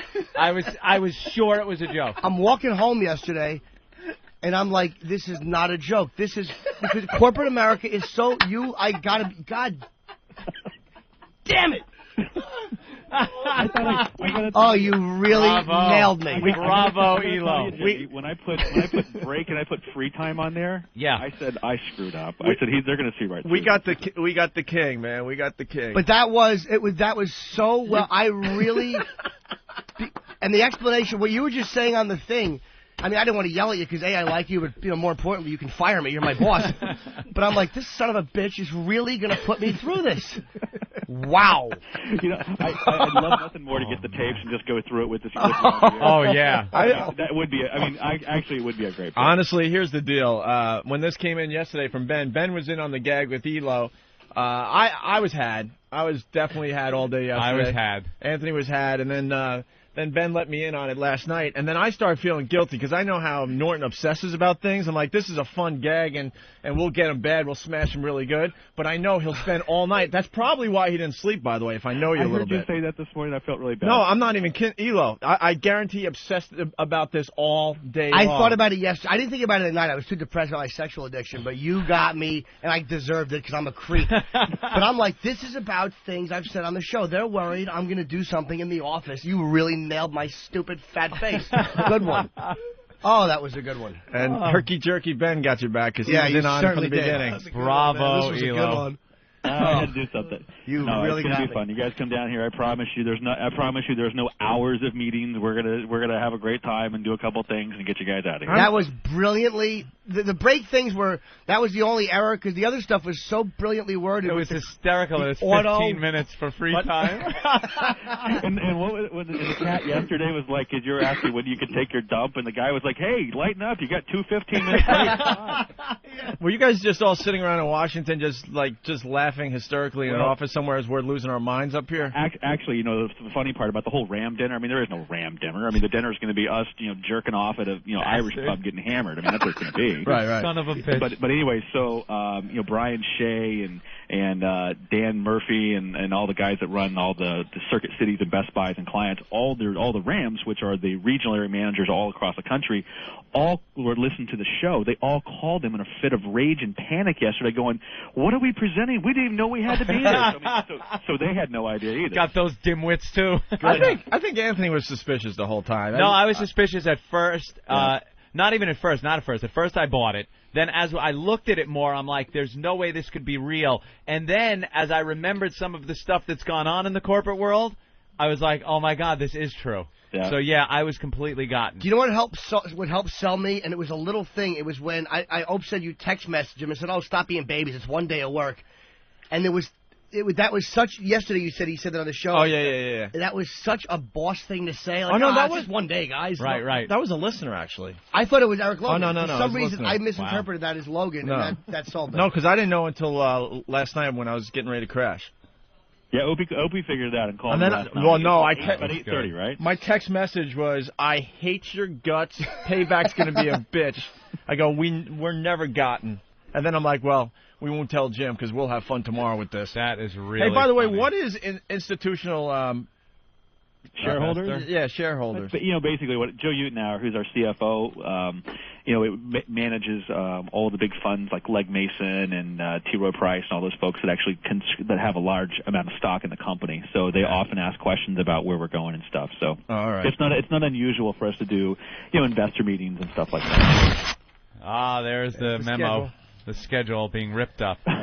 Very good, Eric. Yeah. That was very good. That was written up. Those little things were written up so well. That was because it's like we're not dumb, and it's like, God damn it, this is for real. Like we thought it was a goof, and then like, no, this is real. It was worded the way they actually word things. But that would be honestly. The thing about it is that would not be an uncommon day. Right. At XM. That's why it sold so well. Is because I looked at it going, no, this is what they deal with on a daily basis. Yeah. It's meetings and meetings and meetings, and it's what it is.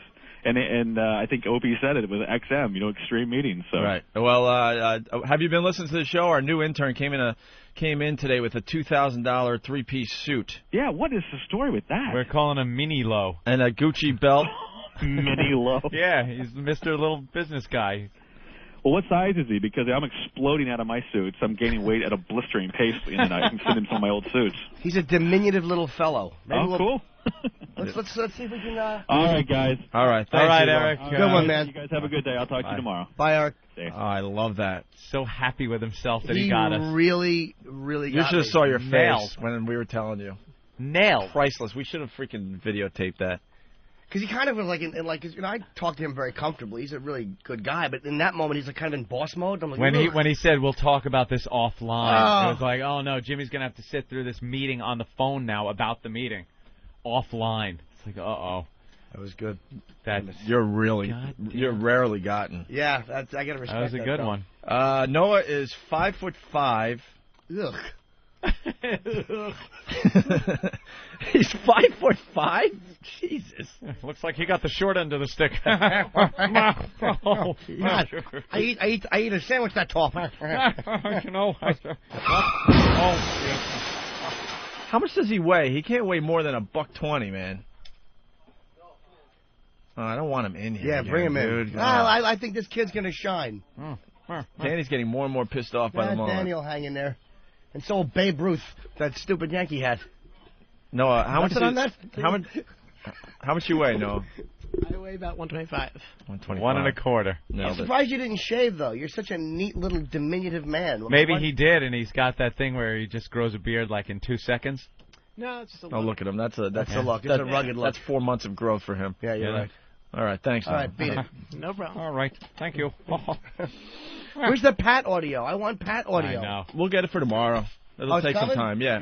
Oh, All really? right. Shannon, what does a cow say from my neighborhood? Moo, Naki. Well, actually, I'll tell you what a cow says in that neighborhood. Sure, I'll have more eggnog. It's too bad for all the new listeners, but that was one of the benchmark shows, our eggnog drinking contest. A lot of these questions, by the way, because people are like, man, sometimes you guys are way too inside. You go to whackbag.com, opieanthony.net. These guys are, hardcore fans of the show, and they'll answer any of your questions. Oh, find out yourself. All right, Shannon from Toronto, go ahead. Hey, what's going on, guys? Shannon? I want to just defend my country. I love you guys. I loved you guys since WDUF when you were on. We got you guys over the border, and I just want to let Norton know that Canada loves Jim Norton. I love Canada. I was just annoyed. Opie and Anthony, and we can't wait. I got the XM radio, like you said. I got it illegally because they don't sell them here, and what can you do? But as soon as you guys come across the border, where the ONA Army is going to go in full force on this side of the border. We love you guys. All right. Thank you, Shannon. We love Canada. Now I feel all bad. Canada. There you go. I've always enjoyed Canada myself. So did I, but like, what was he going to do? Tell that one caller who was trashing me, you live in a fine nation with hot chicks? I had to smash him. Of course you did. Was I going to be a gentleman? I love the Montreal Festival, sir. Thanks for telling me I suck. I love your homeland. It's you I don't really enjoy, sir. Yeah, exactly. Toronto's just a weird city. They're living like it's 1962. The fashions and I mean, is there a wall around Toronto with elders inside that put on red suits? No. No. I thought maybe because they're living in the past. All right, we'll take a very quick break, and then we're gonna say hi to Dean Edwards, who's playing Caroline's this weekend. He's back, and what about Ralphie May? We got to get the Ashley Simpson story out of him. What time did he start breakfast? 6? It should be. What is this? All right, what's the problem? Oh, boy. What's the problem? What's the problem? The Emperor is not happy with his coffee. Oh, no. Are we going to have to break into Jim Norton. Coffee Diva. Look at that cup. What brand is on that cup? I don't know. It doesn't taste good. I don't like it. Where do we get our coffee every day? I like Starbucks. And I don't like supporting the savages that run most of these delis. You're insane. Yup. You betcha. You might be right. Yeah. What is this? Hey, want to taste this? Wow, that's really nice. Throw it against the wall. I'm not I'm a diva. I want Starbucks coffee. You betcha. Jim Norton. Coffee Diva. I know Starbucks is a big world order type of thing. But at least they're not funding terrorism. M202. The Opie and Anthony Show. Give me fuel, give me fire, give me double time.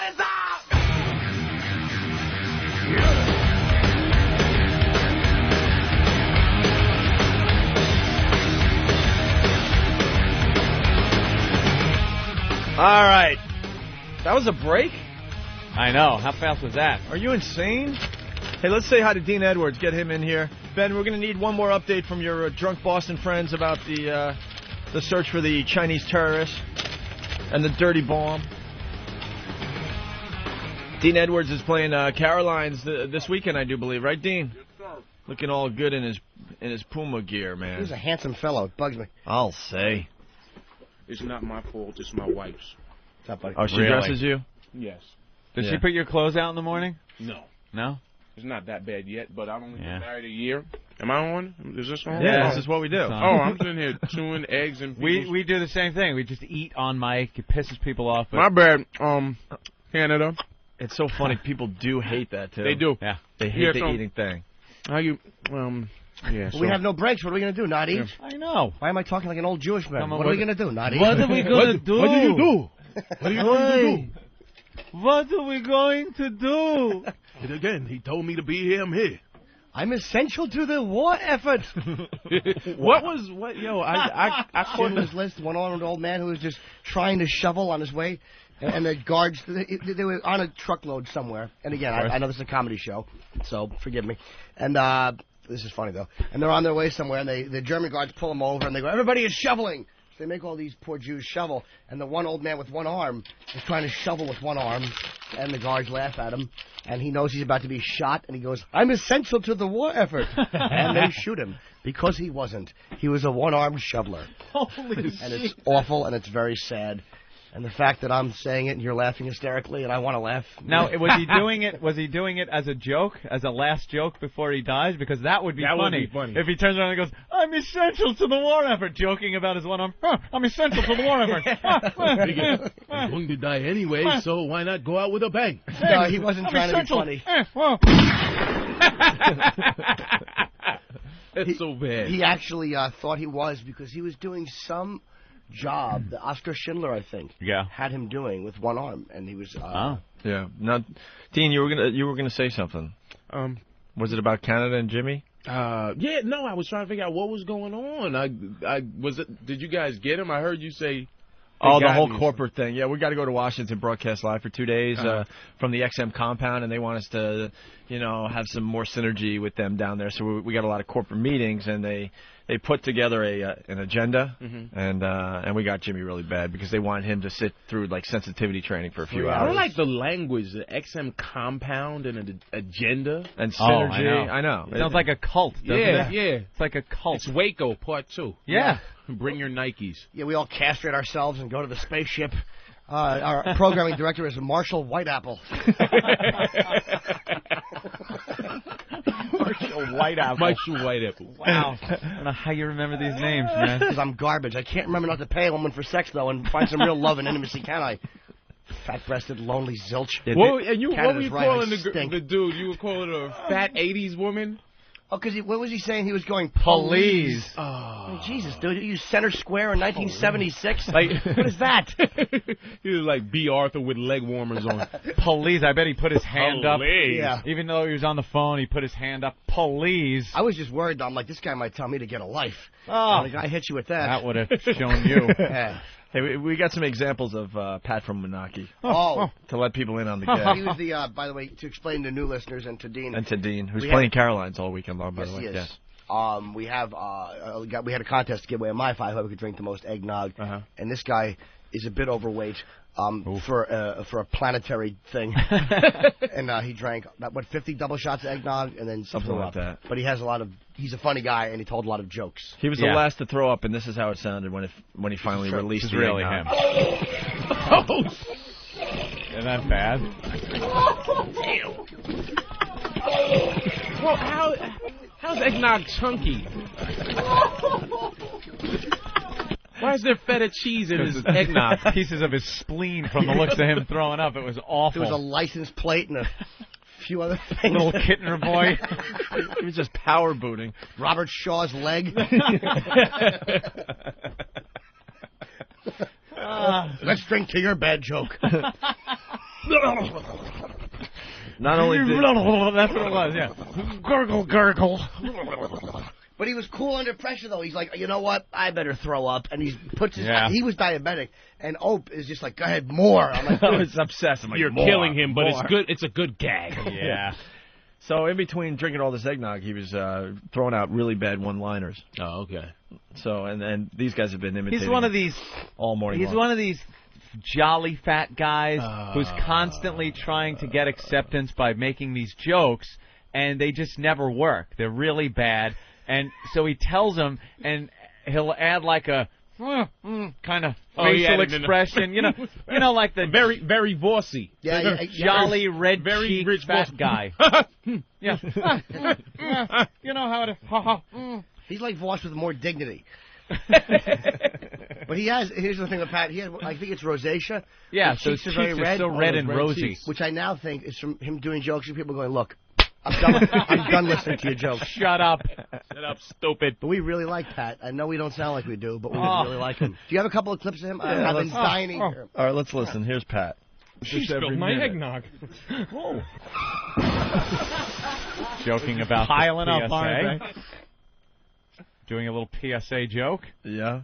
And we had, goofed on the PSA like 20 times before he did it, so it was like he was fifth in line with the same joke. Here's another example. Oh, really? I'm just starting. No, just starting to drink. Right. It's really a tough one. Just starting. Just starting to drink. I'll be here all week. Pizzas. Yeah, he's got a John Candy quality to him, doesn't he? No, well, yeah, without any humor. Right, exactly. John Candy now. With a touch of Mr. Magoo. He has a John Candy humor from JFK. You got the right ta-ta, but the wrong ho-ho. Vomit. Good day to you, sir. Here's another example. More! What? Just screaming more, yeah. More eggnog. Oh, yeah. And then one more? I'm thinking, can't wait for breakfast. I'm thinking, it's like, what's he thinking? He's full. He's had enough eggnog. He's been drinking a lot. What? Have breakfast. I really wish he was here. What a jolly Where's old... he from? He's from up here? From Jersey. Oh, okay. Munaki.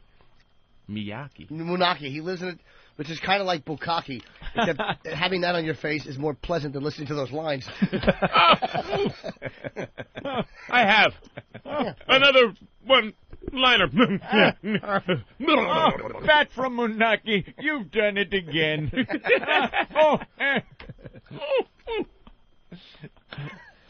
Anthony, shifting gears, we've yeah. been talking about Mayor Menino from Boston. Mm-hmm. Have you heard this story yet, Dean? No.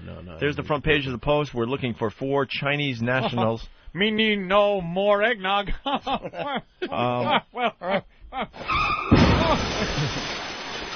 It's a big story. There may be a dirty bomb somewhere in the United States. A dirty bomb? That'd be Pat telling jokes in the mud. They're Chinese. I won't be ordering any Japanese food. Dean gets it. I love it. Miyake. So, where's Ben? We got to get to the last update. Ben, one of our producers, Dean, he's from Boston, and he knows everything that's going on in Boston. And this morning, this story broke. It's on the front page of the paper. We're looking for the dirty bomb, these 4 Chinese people. Yes. And Ben's in the back office going that his friends are already looking for the terrorists in the Boston area. Yeah. And his drunk friends are already looking His for these drunk, people. racist friends in Boston Good are combo. out like in a mob looking for Asians to beat up now. It's an old school mob. They have pitchforks and burning. Oh, yeah. That's how they are up there. Nice. Go get him. Come on. So, Ben, what is the update? What's the update? I think they're passed out. I just tried calling them. Of course they are. A bunch of drunks. So they're very effective. Yeah. I just tried to call him to get him on the air, and no answer. They're totally shit-faced. Of course they are. Let's beat them up, dude.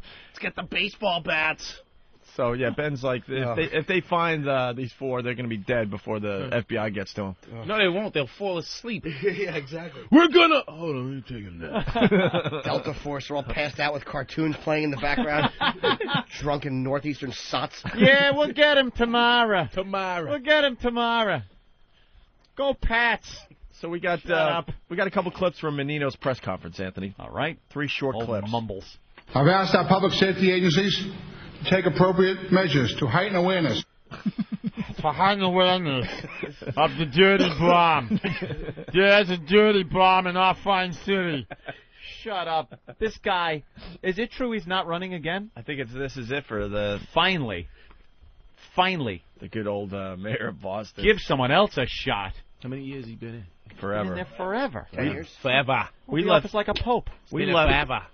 forever. We left almost 7 years ago, and he was the mayor then. 7 years. 7 years.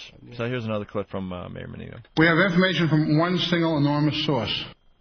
One single enormous source. Pat from Monarchy. There it is. We all. Wait, there's a dirty bomb headed for Boston. Terrorism. Watch it, terrorists coming. It's called terrorism, not terrorism. He is the worst public speaker. He's the worst.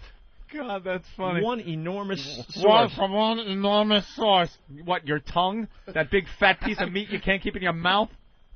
You stuttering, muttering Prick, yeah, you stuttering, muttering prick, yeah, you. One more clip here. Oh. You know, the problem we have is there's a lot of misinformation out there. There's been no issue to me from any authorities about dirty bombs or LNG tankers. I think we should go with the facts. Is he reading?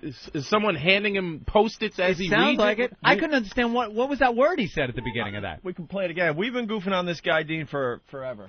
We've come to the conclusion he just has a really oversized, thick tongue. He's the guy that got gets us in the way fired of his from words. Our radio job up in Boston, by the way. Okay. Oh, really? We had So there's inadvertently a love announced that he had died in a car wreck up in Boston on April Fool's. Why would he take that? He took it a little personally. It could have been blown over, but he made a huge stink about it. Got on the news, was talking about how awful we were and how we needed to be fired, or else the station was going to, pay. It was better in So they threw us out of Boston, Mass.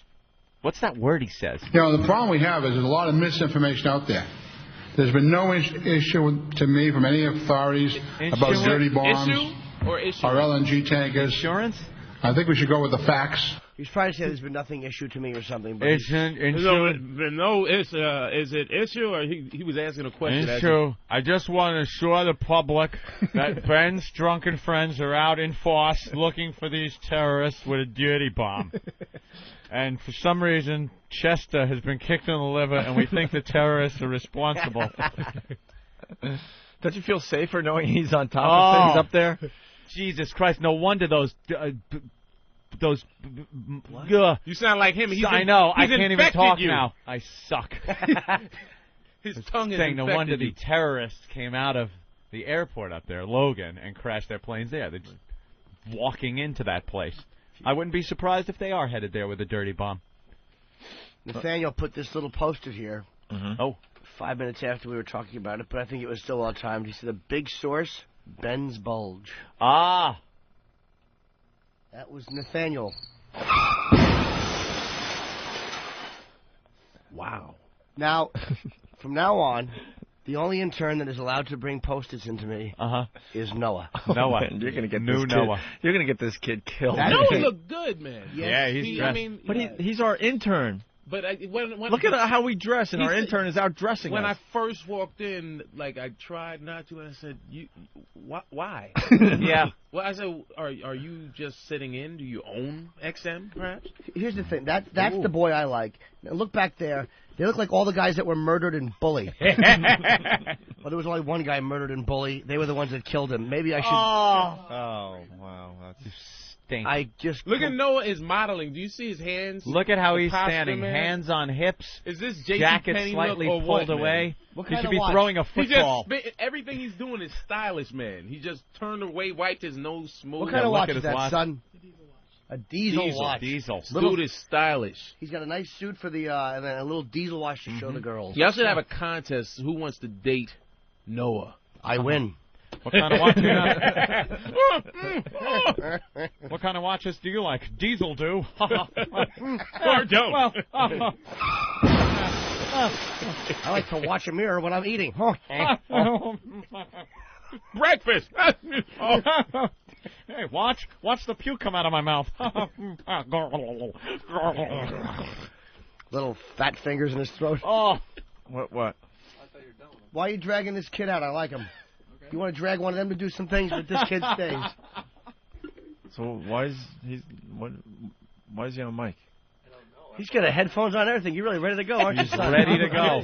Why don't you just push Anthony over a little bit and He's start always prepared. His subliminal ego is, I've been waiting for this moment forever. Opie and Anthony, I will overthrow you! Say something stupid. Say Sound something. effects. Don't have much to say. You're a broadcast major. Yes, say something. Say something. Is he really? Well, What'd you learn? I'll take you up on the offer on that dating thing. Oh, well, not me. I'm married, man. No. Easy. No, you said for people to. Oh, I don't know. Shoot, look at that. I'm here for 30 What you want minutes, to? man. You want to go out on a date? Sure. Yeah. I mean, he brought up the offer. I thought it was a good idea. Any what type of a chick do you admire? You like tig old biddies, man? You like the tig old biddies? Oh yeah. Okay. Yeah. Let's ask you a question. Pretty much like Jim, huh? How Do we have? Well, excuse me. Hold on. I want to know if young Danny just implied that I have fat titties. He really did. I really hurt, Danny. He's getting a little too confident, I think. I know. Really just did. Hand in his pockets, unshaven, looking good. God damn it. All right. I was wondering if maybe Tracy Morgan was in studio today. I don't know if he is. And Yo, I want to know where to go on a date with a black woman. No, you need some black in you. I want a black woman to sodomize him. Or be sodomized. You can be the sodomy or the sodomer. But do the sodomy, not the rotomy. I think I'll pass on that. Listen. We're going to find you a date. We need to bring you to some of them strip clubs up in the Bronx. Like the GOAT. The GOAT was old school. That's where you could, walk in, tip a girl $1 and stick a pinky in a boot shoe. That's the chocolate starfish. Am I dressed right for that? You dress however you want to dress. You're effervescent, Noah. Don't ever let them tell you any different. Flying high, sky stratosphere over LaGuardia. Because I don't like JFK. He's got Tracy's eyes. That's Tracy Morgan, man. Yeah, really scary, man. That was funny. You're awesome. Noah, I love you. Thank you. I love you. I appreciate it. Then Tracy will stare at you until you feel uncomfortable. Yeah. First time, Yeah. I love you. 5 minutes later, you walked away. You're across the room. He's still looking at you, mouthing. Dude, we had a celebrity softball game, and Tracy Morgan showed up with Jim Brewer. And Tracy decided to get not completely naked. Did he have a jockstrap on, or He had small bikini really underwear. tiny underwear, and just walks out onto the field? That's it. That's it, with his big gut hanging out, and yeah. he just didn't care. Tracy has no shame. Oh, he's got stretch marks down his side and everything. We had 6,000 people there. I'm like, this guy's got balls. Tracy does not care, No. man. And then he wanted to take us all on a field trip through Harlem or the Bronx or whatever. I'm trying to see where I used to live. These old my old stomping grounds. There goes Welfare Fred, man. He's awesome. He hangs out. He's there from 3 a.m. to 3 p.m. He works a 12-hour shift. Then crackhead Susie comes out and takes over. I love her, too. Spectacular. I love Opie and Anthony. I don't care what anybody says. I love O&A. Noah, anything? You want to be a broadcast journalist, you know. Oh, yeah. I know. How do you deal with someone? Noah, how would you deal with someone like if Tracy came in, he's like, no, so what's poppin'? Poppin', we ready to do the interview. Let's go. Come on. I got 10 minutes. What would I Quicker! say? What would I say? Yes. Dude, take your hand off your hip. Yeah. He'd call his dad and have him do it. Wow, Danny just doesn't like Wow. Noah. He's a little teapot, short and stout. Well, because There is his look, they're handle. both the right. same. They're like Zip and he's here like goes his mouth. he's like the bizarro version of Noah. He's like the clean cut versus the evil version. Yeah, he's got the evil goatee, too, right? Yeah, man. Well, I missed something good, Oh, I know. yeah, I missed something really good. Yeah. Damn it, I Listen hate on that. the replay. I will. Very funny, Jimmy. All right. No, you got nothing. Nothing. Now he's standing like Nixon. He's got his arms crossed in his suit. I am not a homo. I am. He's a young Republican. Look at him. I'm not a Republican. No, you never know. way. And Liddy pulled my fly down. Ooh, and then he zipped it up. All right, Noah. Thank you, Noah. You're welcome. Very good. When are you Thank coming you. in next? I come in on Monday. You come in whenever you want, kid. You got pizzazz. Thank you. What year are you in school? I'm a senior. The senior Yeah, at grad- NYU. Graduating. Yep. You've been there for the whole time. 4 years. So you're ready to graduate now. You've learned everything you're pretty much going to learn. I don't think I've learned too much. No? Nah. They didn't teach you about broadcasting? Nah, not much. No? But I hope they don't hear this. Noah, not good to say when you're interning here. Did you see the Olsen twins at NYU? I have not seen them. Did you No. see anyone jump from the roofs? Know anyone that jumped? Ooh, I didn't know anybody, but I heard a lot about it. Well, you're going Yeah. far in haven't this felt business, things kid. climb. Yeah, do you ever look out the window and see an expressionless face falling by you with a math book? I don't think I want to see that. No Asian person plummeting from the roof, thrown off by some drunk Boston friends? Why is your face all red? What's the matter? Don't be nervous. We're all just joking. Yeah, we're just having fun. Bunch of men checking you out in a suit. Yo, is that the Subaru logo on your belt? That's Gucci. That's Gucci, bro. Gucci, yo. Come on. Hey, man, my bad. Shoot, I wear Sean John. That's it. Doesn't it look like the Subaru logo? That's hilarious. I'm not a walking car ad. There you go. You look very comfortable. Thank you. As he poses Hands like on hips Superman. again. Yeah. Here is my handle. Here is my... Oh, I'm a sugar bowl.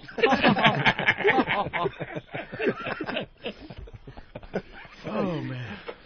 All right, well, great. Thanks. All right. There you go. As Eric's waving him off. All right. Danny, get the door for Noah, please. Wow. You're going to get this kid beat up. Oh, shit. The rest of the Playing interns are the favorites. real deal, man. Oh, that's hilarious. That's fine. Are we going to ever... Yeah, I don't know if we or- have time now. Yeah. For what? What? We want to play Guess What's in My She's been Pants. sitting there so long. You want to do a speed Guess We'll What's in do My it real quick. Hey, Rebecca from North Carolina. Yeah. Rebecca, hi. How old are you? 19. What do you look like? Well, I've got auburn hair, green eyes. I'm about 5'4". You're from North Carolina. Actually, I'm from Virginia. I'm All just right, you're great. How much do you weigh? about 120. 120? Are you in your car? No, actually, I'm with my fiance in a tractor trailer. All right, and what are you wearing today? Right now, I'm not wearing a damn thing. Not Why? wearing a damn thing. We enjoy that. Nice. Okay, we're going to play Guess What's in My Pants. Here are the rules to the game. You take the phone. You rub it on the most intimate of areas, right? Uh-huh. Okay, and you will rub it up and down, side to side, in a circular fashion. We will then, based on the sounds we hear, try to decide what type of hairstyle you have. Is it the regular standard issue girl triangle? Is it a landing strip, or mohawk, as we like to call it? Is it the Hitler mustache, which is, well, a Hitler mustache? Or is it the clean-shaved, wood floor, JonBenet Ramsey, or as we like to call it, the Connor Peterson armpit? Don't tell us, don't give us any hints or clues or anything until we ask what's in your pants. Okay, Rebecca, you understand the rules? Yeah. Here's All the right, theme song. Hit it.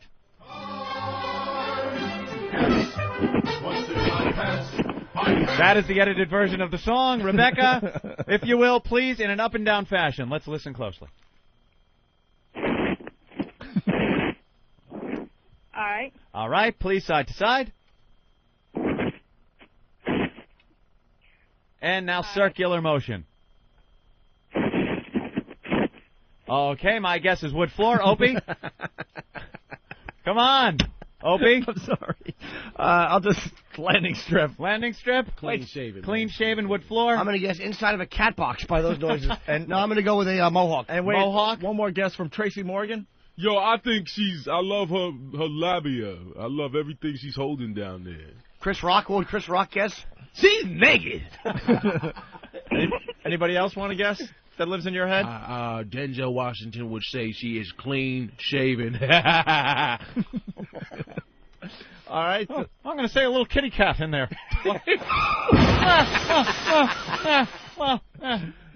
Rebecca, what is in your pants?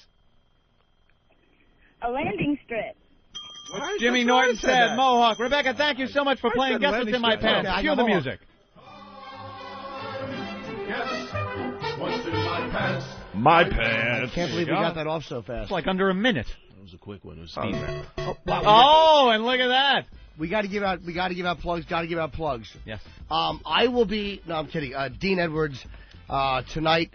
Tonight through Sunday. At Caroline's, 212-757-4100, right? 4100, yes. Or Carolines.com. If you want to check out some of my stuff I've done, check out DeanEdwards.net. Let me know what you think, man. Very funny stand-up comic, brilliant impressionist. Who you work with, you know?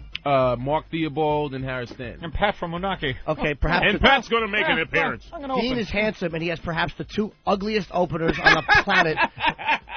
Mark Theobald looks like something that swims around the Titanic wreckage that they can only see with infrared lighting.